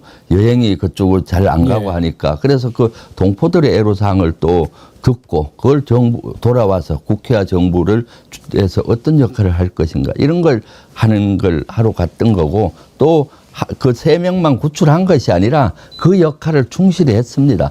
그 짧은 시간에도 사실 보좌관이나 아무 없이 가서 그 한인회라든가 여러 도움을 받아서 하원의 의원들도 많이 만나고 상원 실세 의원들도 만나고 또 그 우리로 얘기한 국정원, 경찰 고위급도 만나고 또 거기에서 감금됐다 풀려났던 사람도 하고 그 안에 들어가서 그 단지, 범죄 단지가 대규모더라고요. 거기 가서 이 리모델링 작업을 했던 업자를 만나서 그 구조도 하긴 하고 그런 상황을 다 하긴 했던 거죠. 네. 아직도 이제 많은 우리 젊은이들이 원치 않게 감금돼 있는 것으로 알고 있습니다. 네. 어떻게 이 부분을 풀을 수 있을까요? 그래서 지금 한 그 대사관이나 그쪽에서는 한 1,000명 정도가 있는 걸로 추정을 해요. 기간마다 다 좀 추정치가 다른데 그래서 지금 이번에 합의가 됐던 게 저희들하고 캄보디아하고 우리가 합동수사 TF를 만들기로 했습니다. 우리 경찰관을 캄보디아 경찰에 파견을 해서 합동으로 수사 TF를 만들어서 한국은 범죄나 피해 현황의 신고들은 바로 출동할 수 있는 체계를 만들었고요. 거기에 저는 더 나아가서 상원이 법을 만들잖아요. 국회가 그쪽 의회들. 그래서 상원 부의장을 만나서 TF가 만들어지고 TF만 만들어져서는 안 된다. 파견된 우리 한국 경찰에게 한국인에 대한 수사권은 줘야 된다. 그래야 우리가 주도적으로 할 거 아니에요.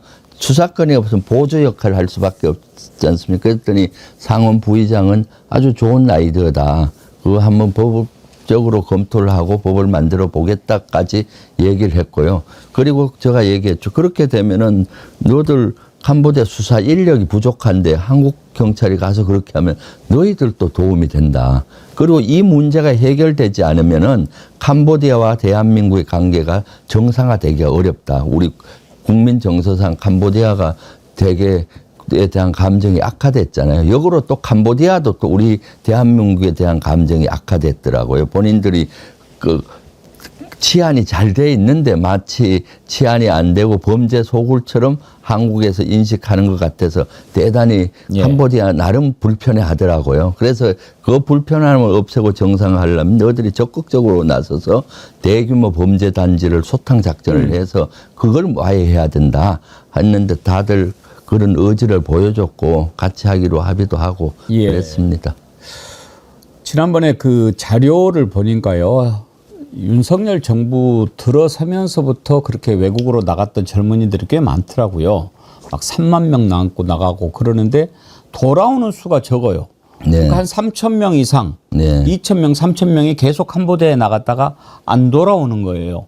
지금 그걸 대충 세보면 10,000명 가까이 되는 건데 지금도 그러면 수많은 젊은이들이 캄보디아에서 불법 조직에 지금 몸담고 있을 가능성이 있는 거 아닙니까? 네. 그 1,000명에서 수천 명이 되고 그런 것들이 캄보디아에만 있겠습니까? 베트남에도 있고 필리핀에도 있고 중국도 있는데 제가 쭉 역사를 추적해 보니까 윤석열 정부가 아주 실책을 많이 했어요. 왜냐하면 캄보디아에 예전은 별로 없었는데 5년 전에 중국에서 주로 대한민국 국민을 대한 사이버 사기가 이루어졌잖아요. 왜냐? 거긴 조선족이 많으니까 한국말을 할 수 있는.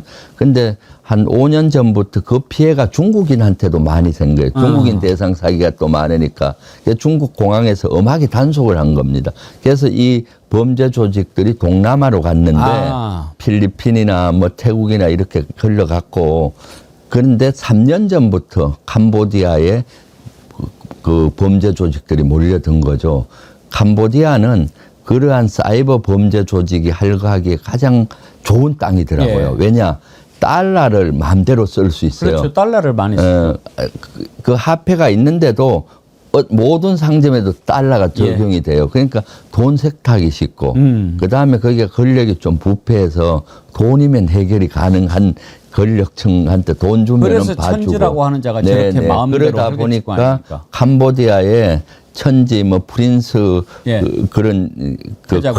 큰 그런 대규모 사기 조직도 있지만은 국제적으로 많은 그런 대규모 사이버 사기 조직들이 거기에 압력하는 것 같고요. 그때 제가 만난 그 조직에 들어가서 건물에 들어가서 리모델링 했던 분한테 들어보니까 그 안에 한 3,000명에서 5,000명이 있다는 거예요. 예. 한 개의 단지 안에.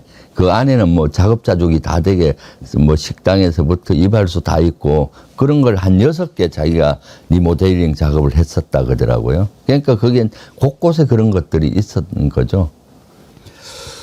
일단 우리 정부가 캄보디아 정부하고 이렇게 공조하는 것이 매우 중요하지 않겠습니까? 일단은 캄보디아 부분을 정리하고 뭐 필리핀, 베트남, 미얀마, 라오스 이런 데도 다 네. 같이 봐야 될 텐데 저는 이번에 보면서 더 근본적인 대책은 왜 젊은이들이 나가는가? 그렇죠. 여기에 대한 성찰이 정치권에 있어야 된다고 생각합니다. 네. 왜 나가겠습니까? 그럼요. 저는 물론 젊은이들의 사고방식에 문제가 있다고 생각합니다.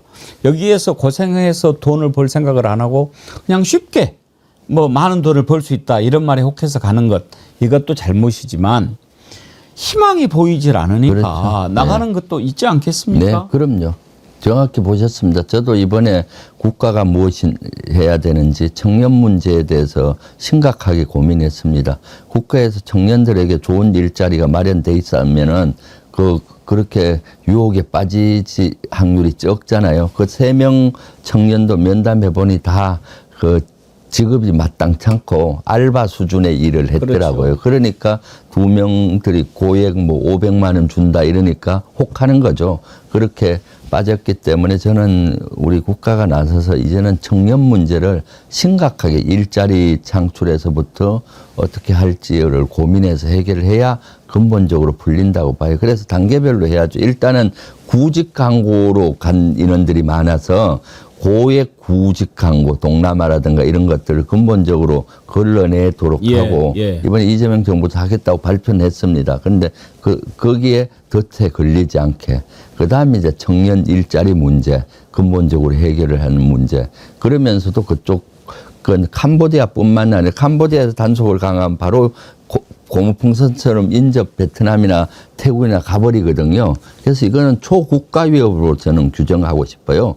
그래서 우리, 중국, 일본 할 것 없이 동남아 국가들과 같이 연계해서 이러한 범죄를 소탕하기 위한 국제적인 이런 협조하지 않고는 근본적으로 어렵다고 보기 때문에 그런 노력을 해야 된다고 보고요. 그런 걸 우리 외교부나 대통령실에 좀 전달을 해서 그런 노력을 하게 하고 국회 차원에서도 그런 일을 하려고 합니다. 예. 다시 한번 참 최고위원님 애쓰셨다. 그 말씀 제가 오시면 꼭 좀. 네, 아이고 감사합니다. 싶었고요. 네.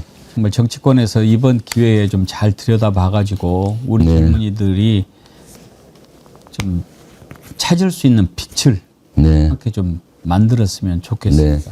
네. 지금 며칠 전부터 커뮤니티에서 극우나 보수뿐만 아니라 우리 진보 진영 커뮤니티에서도 저를 되게 왜곡되게 알더라고요.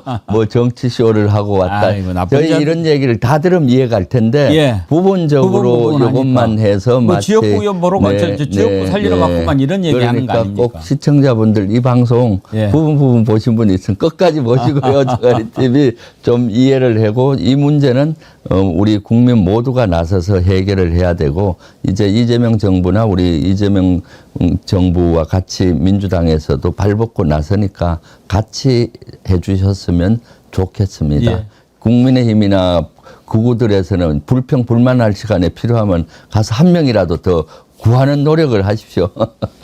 그래요. 오늘은 캄보디아 얘기만 하고 좀 마무리할까요? 네, 그게 좋겠습니다. 제가 그럼 너무 집중해서 들어가지고 다른 이야기 또 하려고 그러니까 힘드네. 다른 거 얘기는 뭐 다음에 할 시간이 있고 예. 이거는 심각한 거기 때문에 이걸 집중적으로 해주셔서 오히려 예. 고맙네요. 그래요. 네.